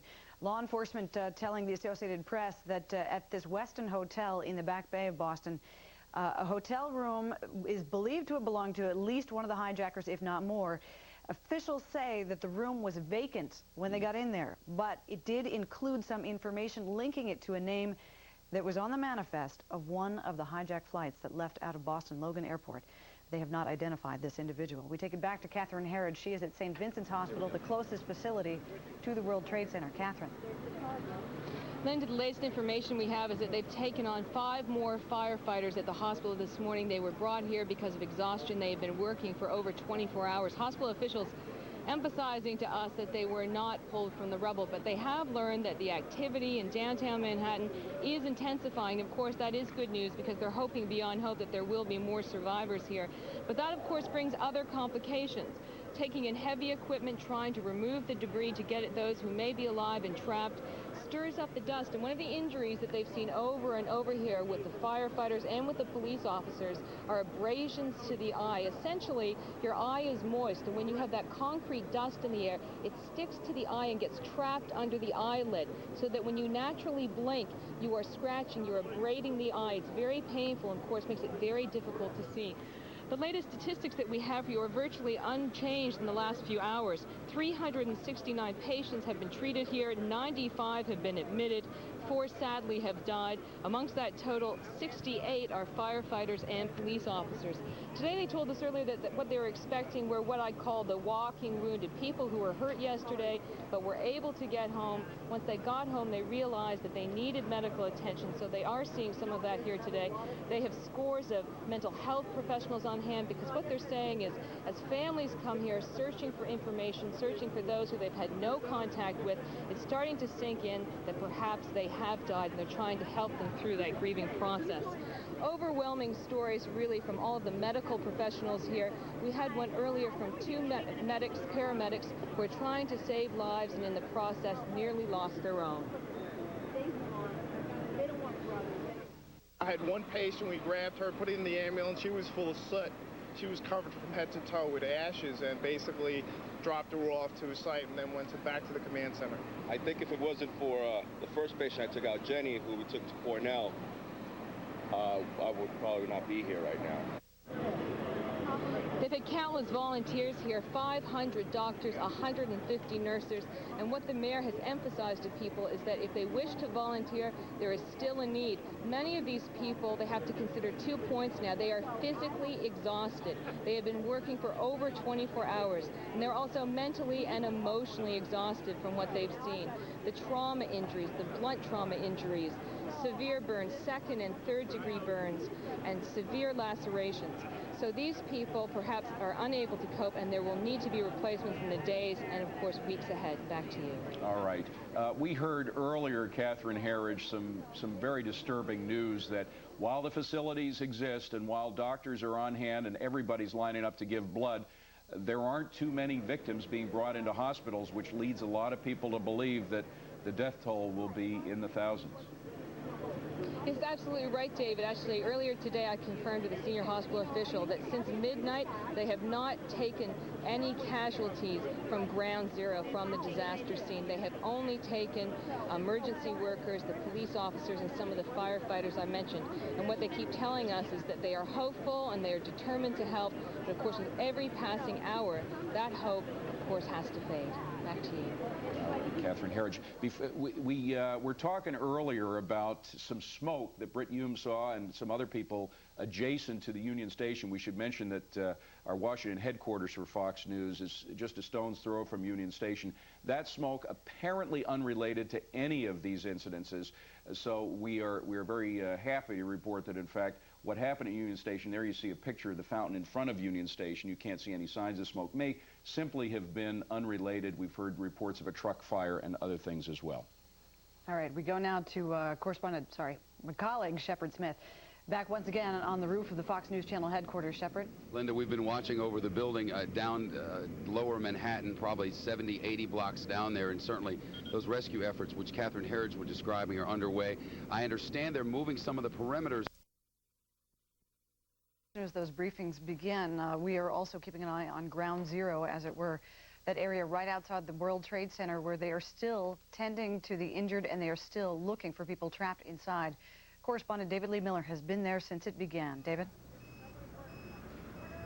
Well, rescue workers have been working throughout the evening. This is a desperate race against the clock to save lives. We do not have an official figure yet how many people might actually be buried under the rubble, but they are desperately trying to get to the survivors. We have some videotape that was shot at the scene just a short time ago, and this is the most revealing look yet at exactly what is taking place at the location where the World Trade Center once stood.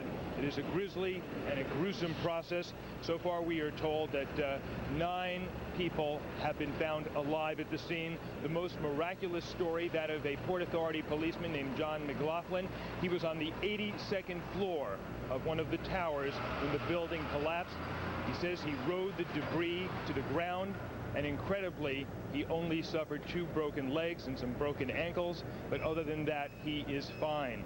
We're also told that 6 New York City firemen have also been found alive at the scene, but as many as 259 uniformed officers are still missing. And by that I mean emergency workers, police and firemen, some of those who first went to the scene moments after the tragedy occurred.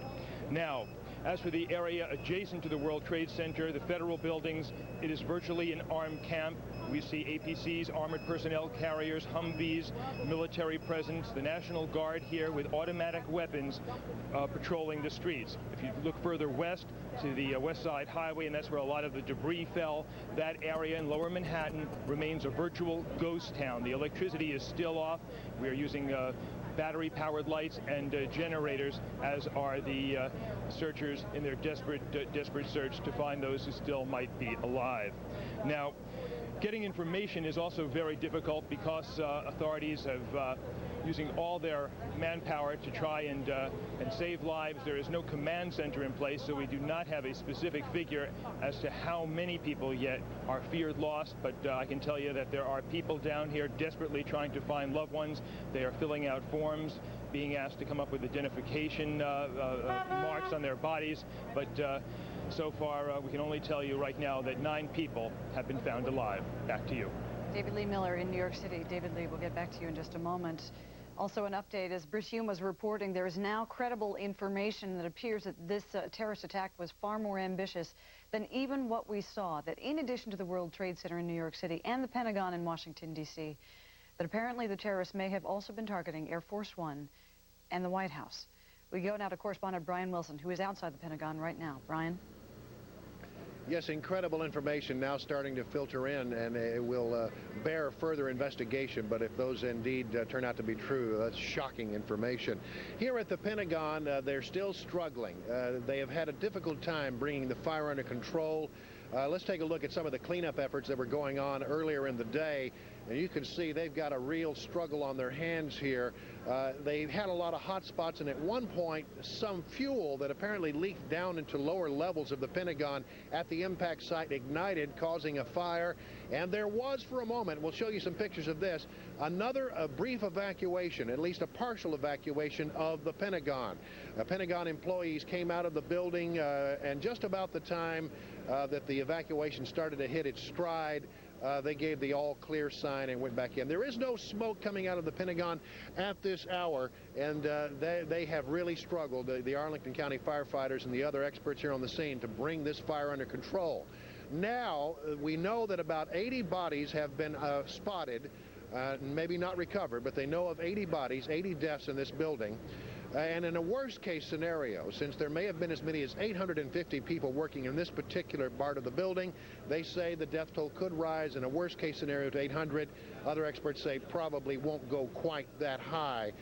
They really don't have a good sense, though, of how many people were in the building at the time of the attack. We also should tell you that the structure you see behind me, and this is complicating things greatly here at the Pentagon, is very, very unstable. Now, since they now believe that there probably are no other people alive inside this particular area, they say that the chance that someone survived the fire, the smoke, the impact, the collision is very, very slim. They don't want to risk other lives at this time by putting firefighters in a very unstable building.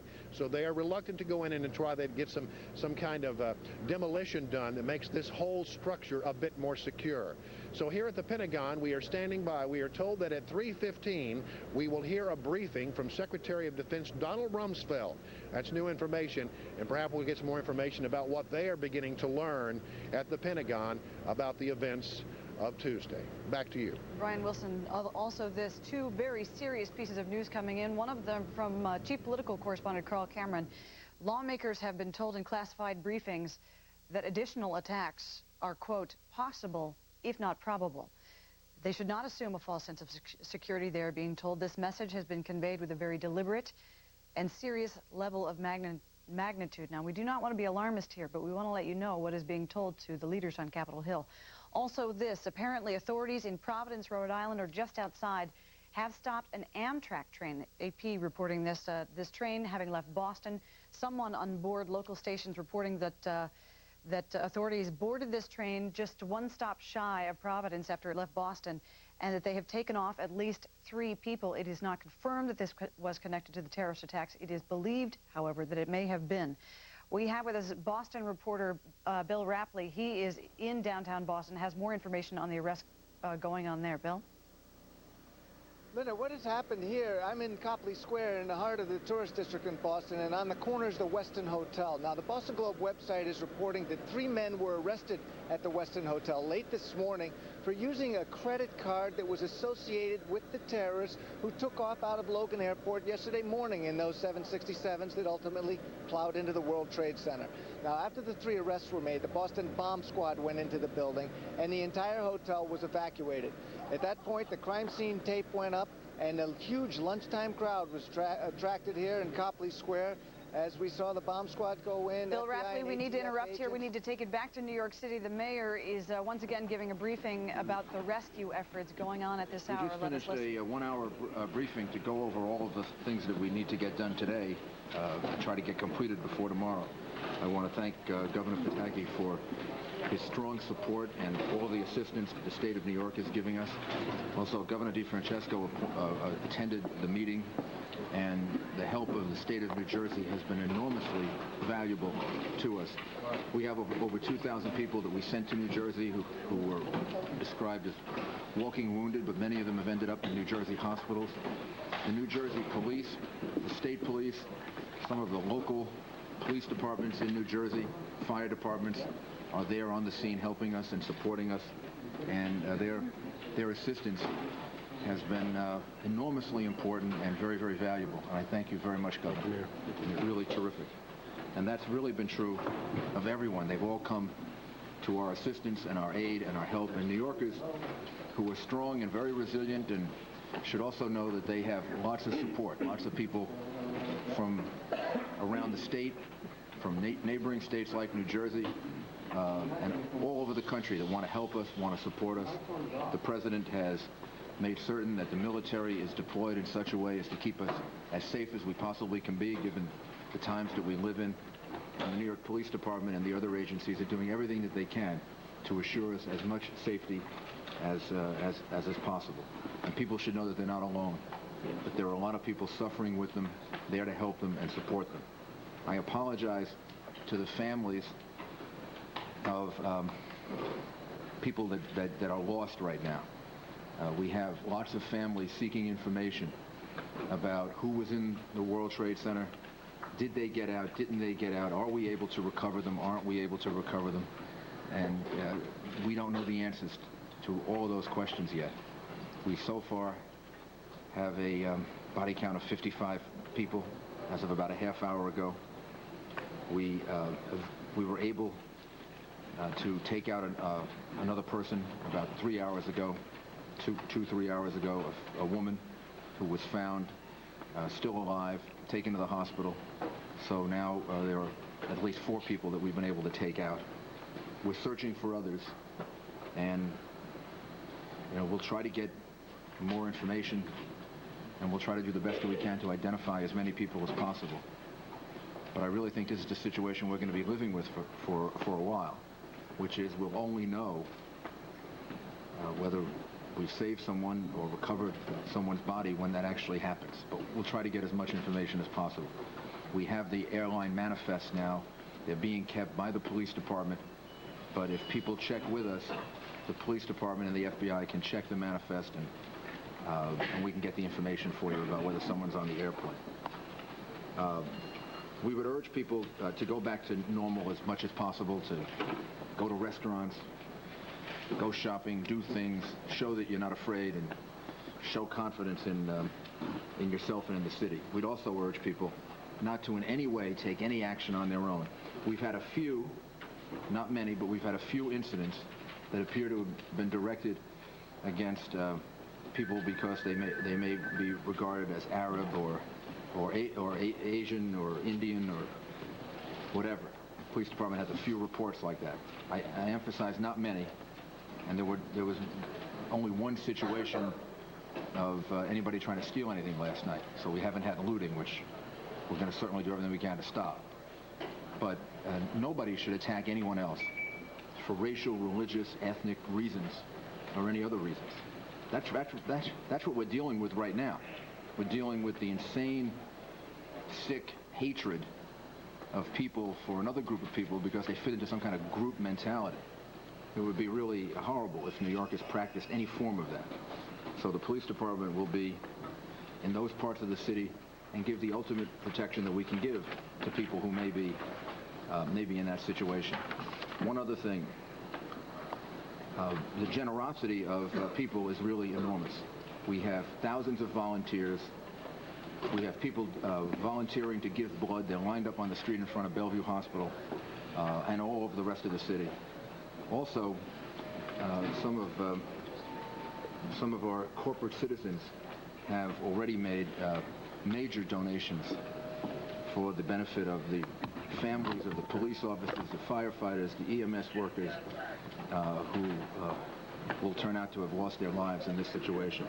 GE, the CEO of GE, Jeff Imholt, told us that he is going to donate $10 million to a fund for the families of the police, fire, and other emergency workers that tragically turn out to have lost their lives in this situation.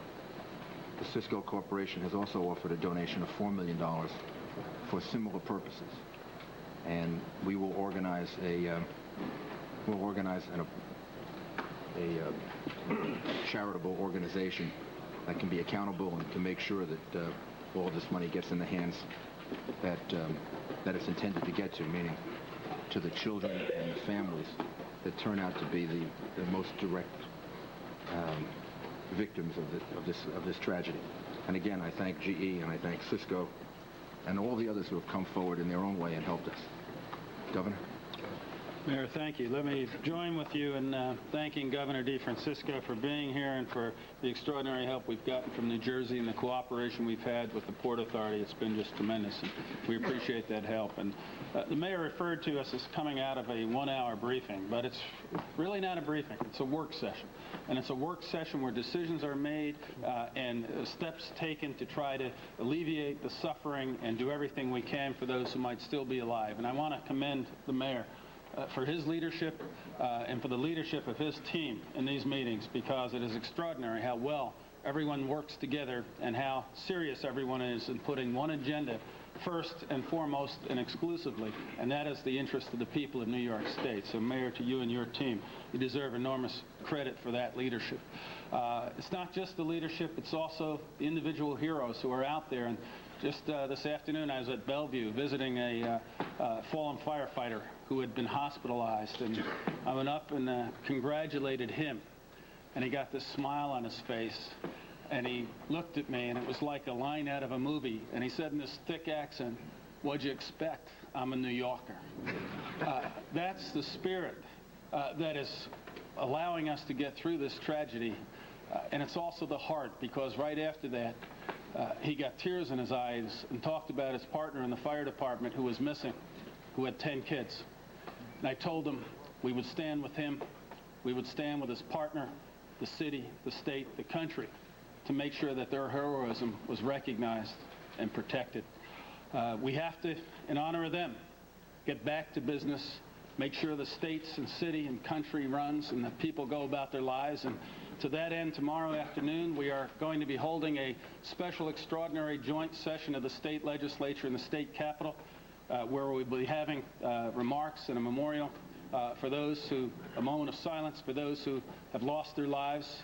And the legislature will be passing a bipartisan legislation condemning this terrorist act and commending the tremendous heroism of those who have responded as they have. And I want to thank Senate Majority Leader Joe Bruno and Speaker Shelley Silver for coming together in a bipartisan way to send this strong message to the people of New York and to those terrorists that we're not going to be stopped.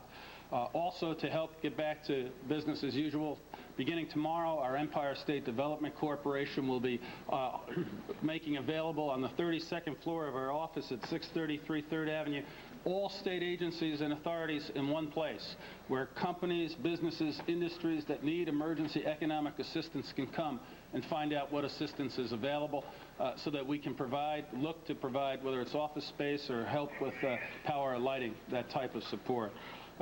This is an incident that was going to remain in our minds throughout our lives, but it's an incident that we can overcome, put behind us, and move forward in protecting our freedom and the future of our city, state, and country. We are going to do that. Mayor, again, thank you for your leadership. Thank you, Governor. Thank you.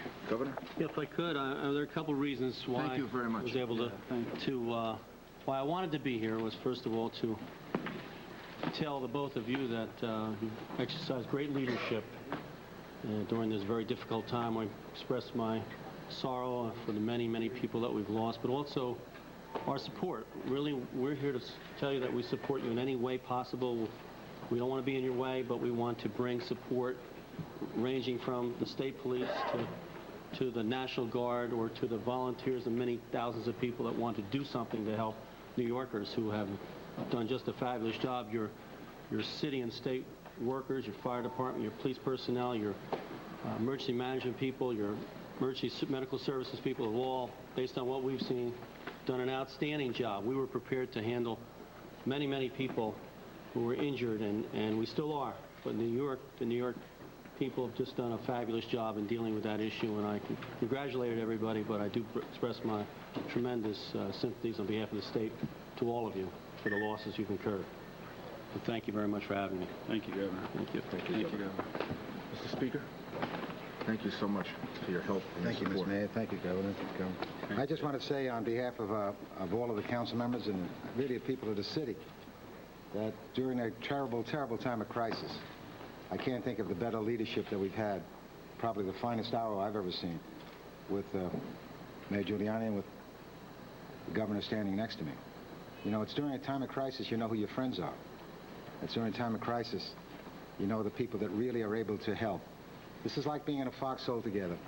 They've responded to the greatest horror in my life, probably all Americans' lives.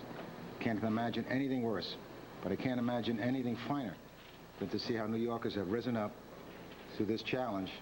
And I guarantee everyone that New York will rise from the ashes, be much better than it ever was before, and that those responsible for this are going to realize they picked on the wrong city. Also want to thank Congressman Nadler for joining us and for his support and for his help. And as I said, we'll be counting on him and the members of the delegation for the help and support we're going to need in the future. Thank you very much, Congress.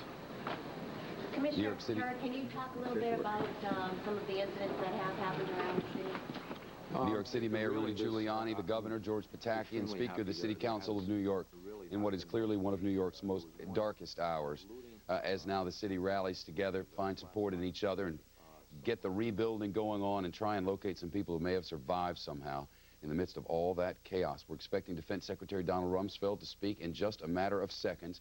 And as we wait for him to walk through the door there, I can give you this from NATO in Brussels, Belgium, which has just put out an announcement that NATO considers this terror attack, these terror attacks in the United States, an attack on the entire NATO alliance. This could be significant as we move on. Early indications are here that should something be in the offing, NATO would clearly not be opposed. So NATO with word that the terror attacks in the United States can be considered a terror attack on all of NATO. Should we quickly go to Bill Rappley while we wait now? Let's keep it in the doubles and go to Bill Rappley, who's in Boston, with some brand new info. What's that? He's not with us at the moment. I'll bring you the information that I have then. The Boston Globe now reporting that not only were there arrests in the city of Boston today, people who are suspected at least of playing a part in all of this, but that there were numerous arrests. In fact, the Boston Globe is reporting that there were 3 arrested. This coming to us from the Boston Globe and its website. 3 people arrested this afternoon at the Westin Copley Hotel in Boston, a place we took you live a short time ago through the services of our network news service affiliate, WBZ in Boston. These arrests after federal authorities linked them to the credit card, which was reportedly used to purchase tickets on the flights involved in Tuesday's World Trade Center attack. This, according to a source close to the investigation, a source of the Boston Globe's. 3 arrested, 3 arrested through a credit card receipt for tickets bought to board that plane. The 3 people, according to the Globe, taken from 3 rooms on the 16th floor of this hotel, which is located in the center of one of Boston's leading shopping districts. They are in the custody of federal authorities now. It's not known what their relationship is to the bombing. Federal authorities were assisted by the Boston police team. WHDH-TV, the NBC station in Boston, has reported that the agents were wearing bulletproof vests and carrying shields, and our correspondents on scene have said exactly the same thing. So the arrests are coming in. We also know that there is an attachment here to Embry-Riddle University down in Florida. Correspondent Orlando Salinas there. Orlando, it would appear the arrests are coming pretty quickly now. Now here, Shep, federal agents as well as local police are still going through records, loads of information here at Embry-Riddle Aeronautical University in Daytona Beach, Florida.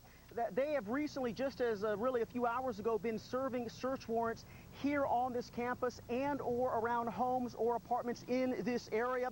Now, a good chunk of that focus, we've got some video to show you that we shot earlier of the campus here in Daytona Beach. A good chunk of that focus centered on a 20-year-old Embry-Riddle student, Ali Mohammed Al-Darmaki. Now, yesterday, his red Camaro was seized. It's still not completely clear why, except that Darmaki from the United Arab Emirates had a picture of what appeared to be Osama bin Laden on the window of his car a short while ago.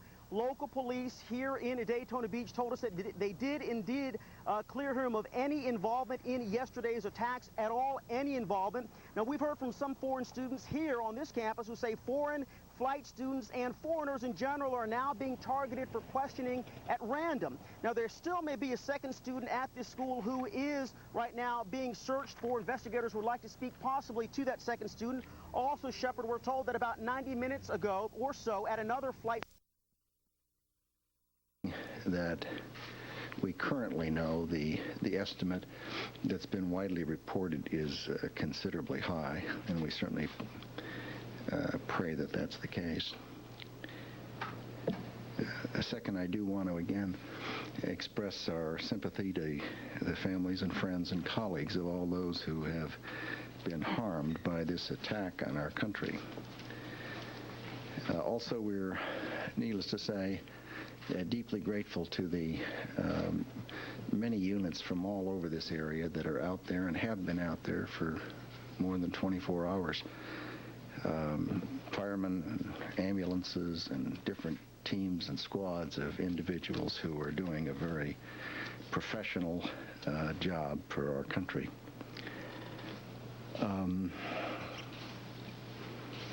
We are, in a sense, seeing the definition of a new battlefield in the world, a 21st century battlefield, and it is a different kind of conflict. It is something that is not unique to this century, to be sure, but it is, given our geography and given our circumstance, it is in a major sense new for this country. Finally, I'd like to say a word or two to the men and women in the defense establishment, most of whom deal with classified information. Since the end of the Cold War, there's been a relaxation of tension, and it's had a lot of effects. It's led to proliferation. It's led to the movement towards asymmetrical threats as opposed to more conventional threats. One of the other effects has been it has had an effect on how people handle classified information. And it seems to me that it's important to underline that when people deal with intelligence information and make it available to people who are not cleared for that classified information, the effect is to reduce the chances that the United States government has to track down and deal with the people who have perpetrated the attacks on the United States and killed so many Americans.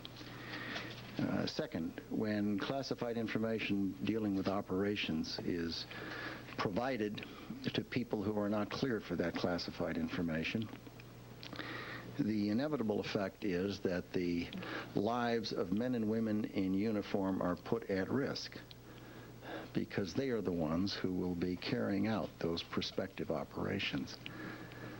And this is a message really for all the men and women in the United States government who have access to classified information.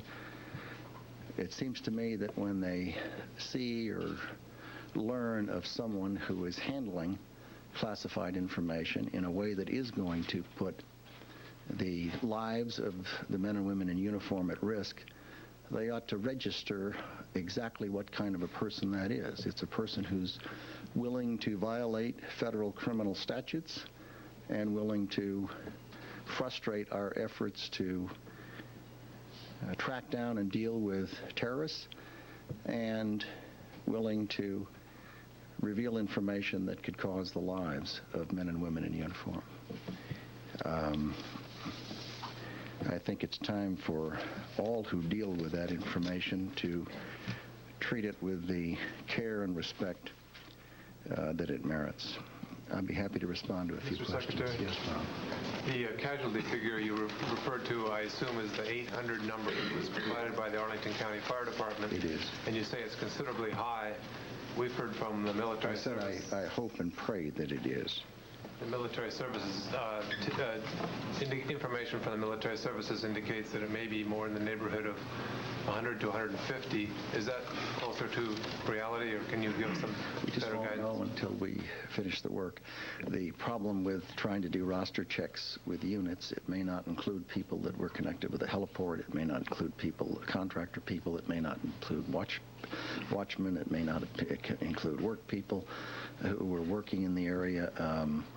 So it is folly to try to pretend that there's a number before there's a number. There is not a number, nor have we pinned down precisely how many people were in the aircraft who would also be in that general area. There are some in the Middle East who are saying that the United States does not have the belly to do the kind of response. Definitive number on the associates. Thank you very much. Here you have FBI Director Mueller, who was joined earlier by the Attorney General, outlining what is being described as the most massive and intensive investigation ever conducted by the Justice Department.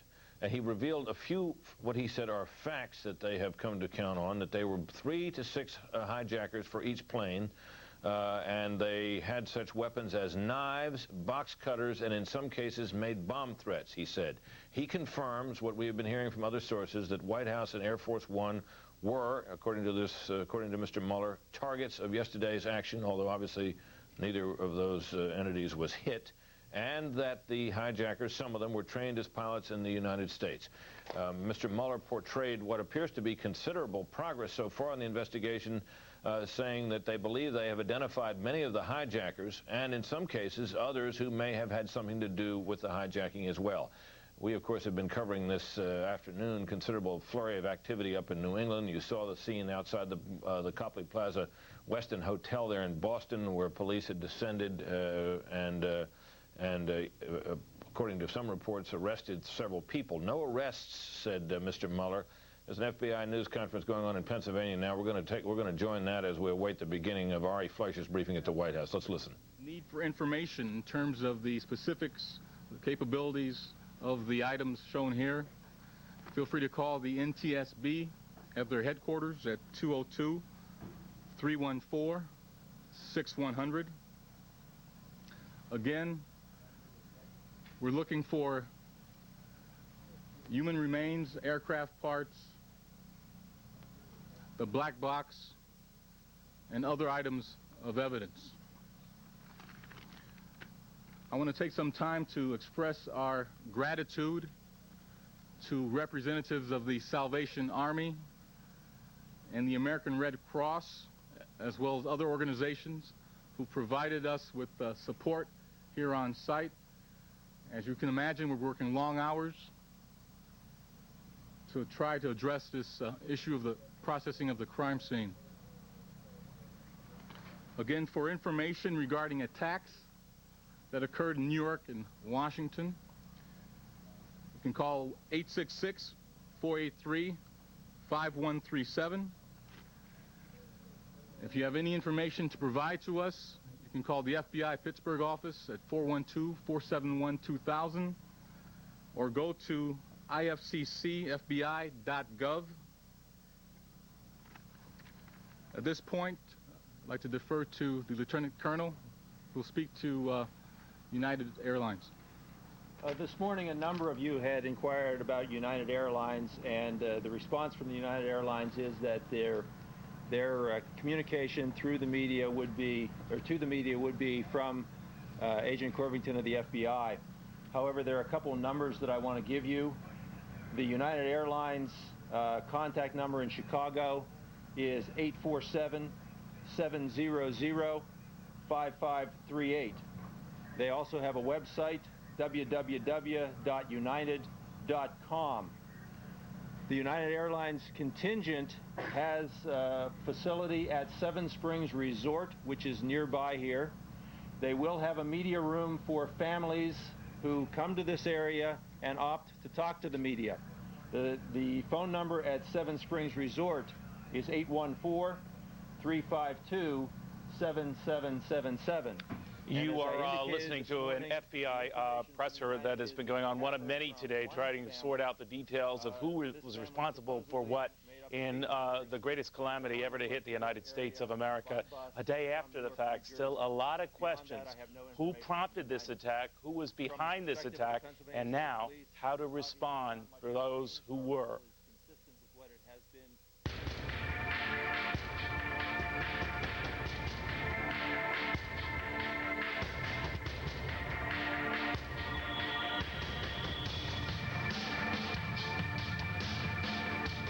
Welcome back, everybody. Neil Cavuto here as we continue another hour trying to ascertain exactly what happened yesterday and who is responsible for it. You've been going back and forth to a number of press conferences as we plan to continue to do that right now.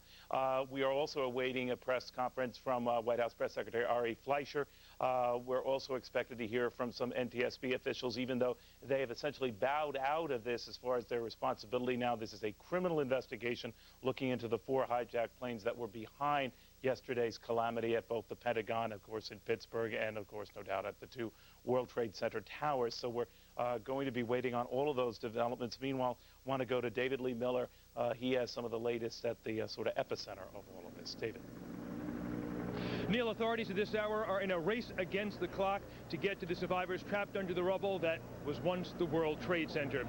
Now, we have some videotape recorded just a short time ago at the scene. This is a home videotape, and it is the most recent video that will show you exactly what is taking place only a few blocks from where I am now standing. So far, 9 survivors have been pulled from the rubble. Thousands, though, are feared missing, presumed dead. The most miraculous story to date, a Port Authority cop named John McLaughlin. He was on the 82nd floor of one of the towers when the building collapsed. He says he rode the debris to the ground, and incredibly, he only suffered 2 broken legs. Now, 6 New York City firefighters have also been found alive, but unfortunately, these type of stories are really far and few between. Right now, as many as 259 cops, firemen, and uniformed personnel, EMS workers, those who were first on the scene, are still reported to be missing. One rescue worker told us that in the last few hours, they pulled 15 bodies from the wreckage, and that they have located other bodies as well, but it is simply too difficult to get to them. It is too dangerous at this point to remove some of the bodies that are trapped at the World Trade Center. And to give you some idea how difficult and grisly that this type of undertaking is, they have brought to the scene cranes, heavy equipment, tractors, all types of equipment. They have welders on the scene who are actually cutting into the steel girders of the World Trade Center to try and dismantle the structure. Then by hand, the workers are actually removing the debris from the scene, hand by hand, taking what was left of the World Trade Center, placing the debris in trucks, those dump trucks, if you will, then making their way up Church Street, where we are now standing, and then they're taking the debris to 59th Street, where there is a dump. The FBI has a special staging area where they are going through the evidence. We have some breaking news now, Neil, so I'm going to toss it back to you. All right, David, thank you very much. David Lee Miller, now on to Ari Fleischer at the White House. Phone calls to leaders around the world to rally an international coalition to combat terrorism. He has spoken today with Prime Minister Blair, with Prime Minister Chrétien, with President Chirac, with Chancellor Schroeder, with President Jiang of China, and twice with President Putin. The President will continue to reach out to leaders throughout the world to develop this coalition, to send a message that the United States and the world stand united, all the freedom-loving countries and others, to fight terrorism. The President is also gratified by the action taken today by the North Atlantic Treaty Organization, NATO, in which they invoked Article 5, saying that an attack on one NATO nation is an attack on all NATO nations. The President is also gratified by the United Nations Security Council resolution that passed today condemning this attack and saying that it was a threat to international peace and security. Finally, as the President said in his remarks this morning, freedom and democracy are under attack. The American people need to know that we are facing a different enemy than we have ever faced, with the President's words. In this case, we have specific and credible information that the White House and Air Force One were also intended targets of these attacks. As the President also said in his remarks, this battle will take time and resolve, and make no mistake, we will prevail. I'm happy to take questions. In terms of the specific threat that you talk about against the White House and Air Force One, we have heard from administration officials that the plane that went into the Pentagon may have originally been targeted at the White House. What can you tell us about that? John, we have real and credible information that the airplane that landed at the Pentagon was originally intended to hit the White House. Can you tell us about the nature of that evidence? No, of course I cannot. Any questions relating to how we have obtained any of this information, sources and methods, I will of course not answer. Why it changed course, why it went to the Pentagon and not the White House? We really do not know the answer to that, but we are aware of what we have. Why did Vice President Cheney remain in the building? The Vice President was removed to a secure area at the White House. We were told he was working out of the Situation Room with Condoleezza Rice. The Vice President worked out of several locations, and the White House has sufficient secure locations in events such as this. And this follows a regular plan that the White House has in case of any such incidents. Campbell? Confirm reports, though, that the plane flew over the Pentagon and passed over the U.S. Capitol. If the White House was indeed a target, there have been military sources who say I've not heard that report. I've not heard that report. Are the threat against Air Force One? Kelly? All right, then do you have credible information that the plane that crashed in Pennsylvania was intended for Air Force One? Do not have any information about that, about that plane. If Air Force One happened to be a target, isn't it true that when the President went to Louisiana, at that point, once he took off from Louisiana, there were no flights in U.S. airspace? No, at that moment, there were still reports of airplanes that had not yet been identified as to the whereabouts. That's another reason that the White House and the President operated in the secure manner that they did. At that moment, when the President had left Florida and was on his way to a base that no one knew where the President was heading to, there were still reports of planes that had not yet been brought onto the ground per the FAA's order. But I can follow up, though, but when Air Force One left Louisiana and headed to Nebraska, I believe at that time there were no U.S. planes, or any planes still in U.S. airspace. So then why did the President go to Nebraska and not back here to the White House? Because the information that we had was real and credible about Air Force One, and the manner in which Air Force One operated maintained the security of Air Force One at all times, and that also was one of the reasons why Air Force One did not come back to Andrews, where some people may have thought it would. If we can make the connection here, that would suggest, Ari, then that the threat against Air Force One came in the form of another aircraft? No, I'm not indicating what form it came in, John. And I will not. Time did the White House get this information? On the flight from Sarasota to the first location. So did the evacuation of the White House come as a result of that information?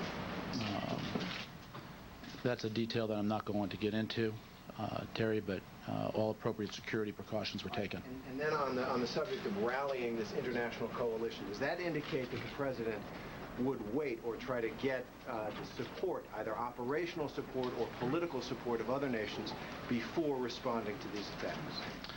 Well, I'm not going to indicate anything about, speculate about any type of response. You've heard what the President said, and his words speak for themselves about America's resolve.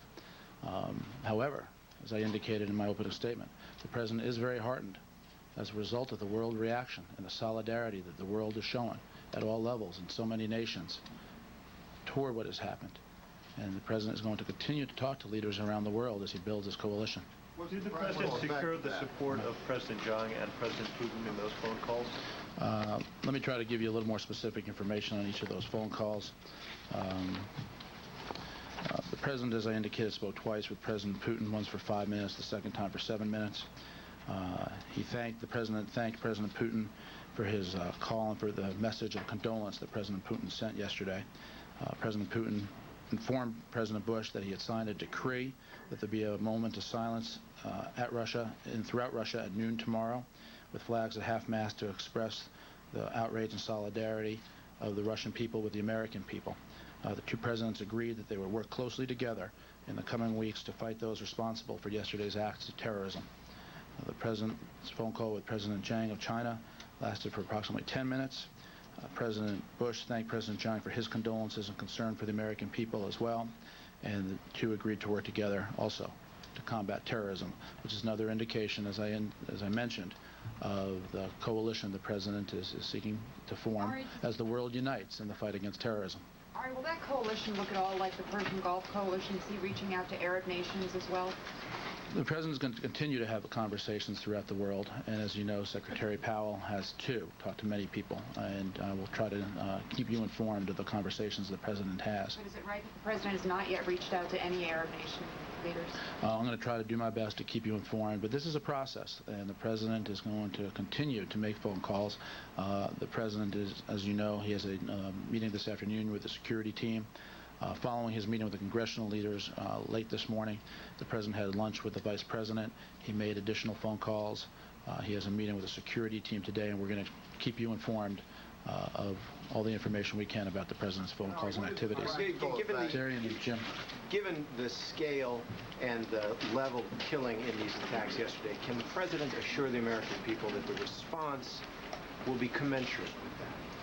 I'm just not going to speculate about the response. You have what the President said about how the United States will prevail.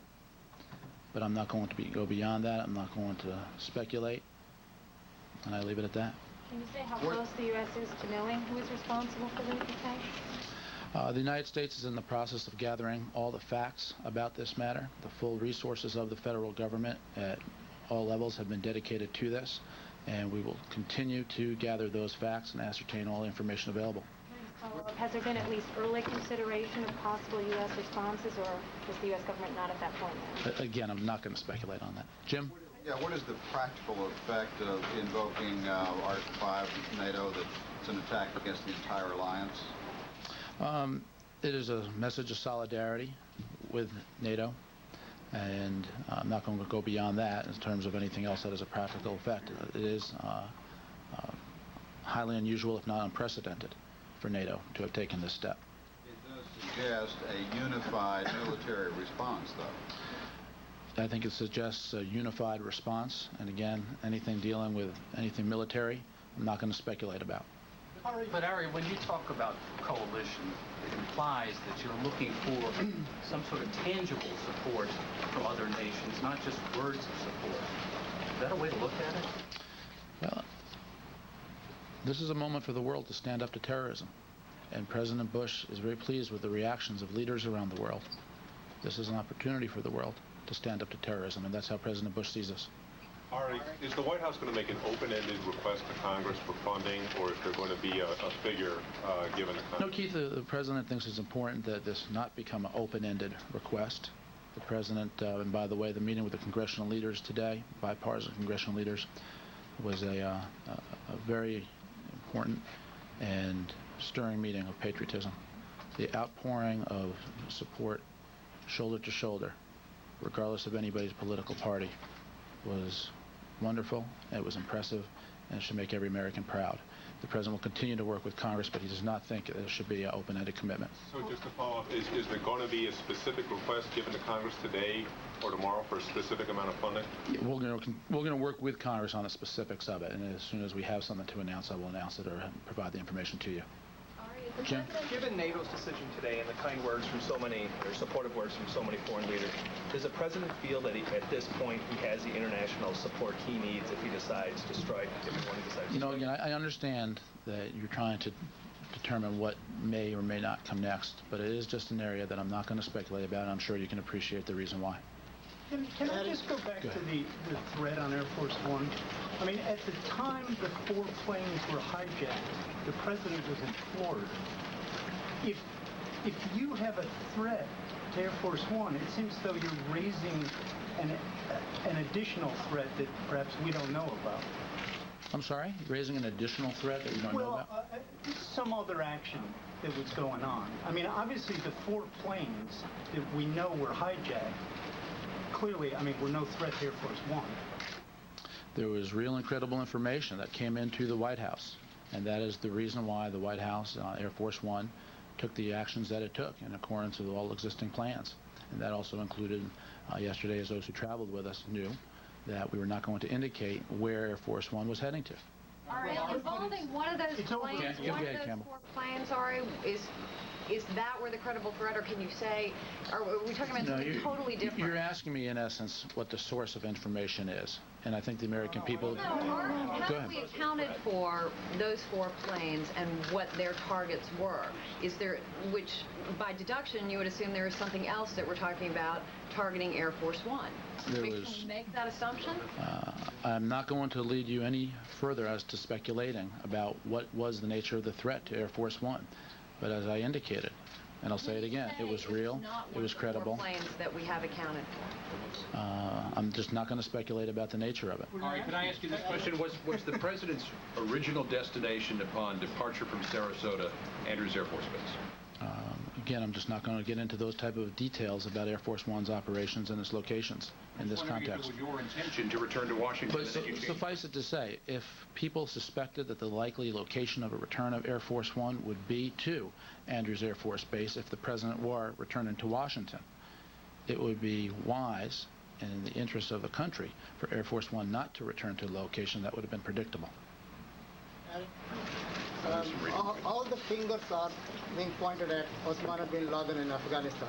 He's being helped by or supported by Taliban and bases in Pakistan. So are we talking about now going against Afghanistan or Pakistan? And if it happened, then it is all in the name of Islam. So is it time now for the United States not to wait anymore, that more innocent people will be killed in the name of... I was asked earlier about who we believe is the source of this, and I indicated that the United States continues to gather the facts about that information, and so your question presupposes the answer, and I'm not prepared to do that. Ari, is the President satisfied? Jim, surely investigators have uncovered reams of credible information that you've chosen not to release. Why did you decide to release this information to us today? Because just as the President said in his remarks this morning, and I'm quoting from the President, the American people need to know that we are facing a different enemy than we have ever faced. And the President, having said that, thought it was appropriate to let the American people know the lengths to which those who perpetrated these terrorist acts were prepared to go in an attack on our nation. Were there any other targets that we don't know about? These are the only ones that I'm aware of, Cameron. In terms of the President's language Terry, and then we'll come back to John. Is the President satisfied, and should the American people be satisfied with the performance of the intelligence community in this country, given what happened yesterday? The President believes that the intelligence community and the nation's military are the best in the world. And clearly, something yesterday took place in New York that was not foreseen, that we had no specific information about,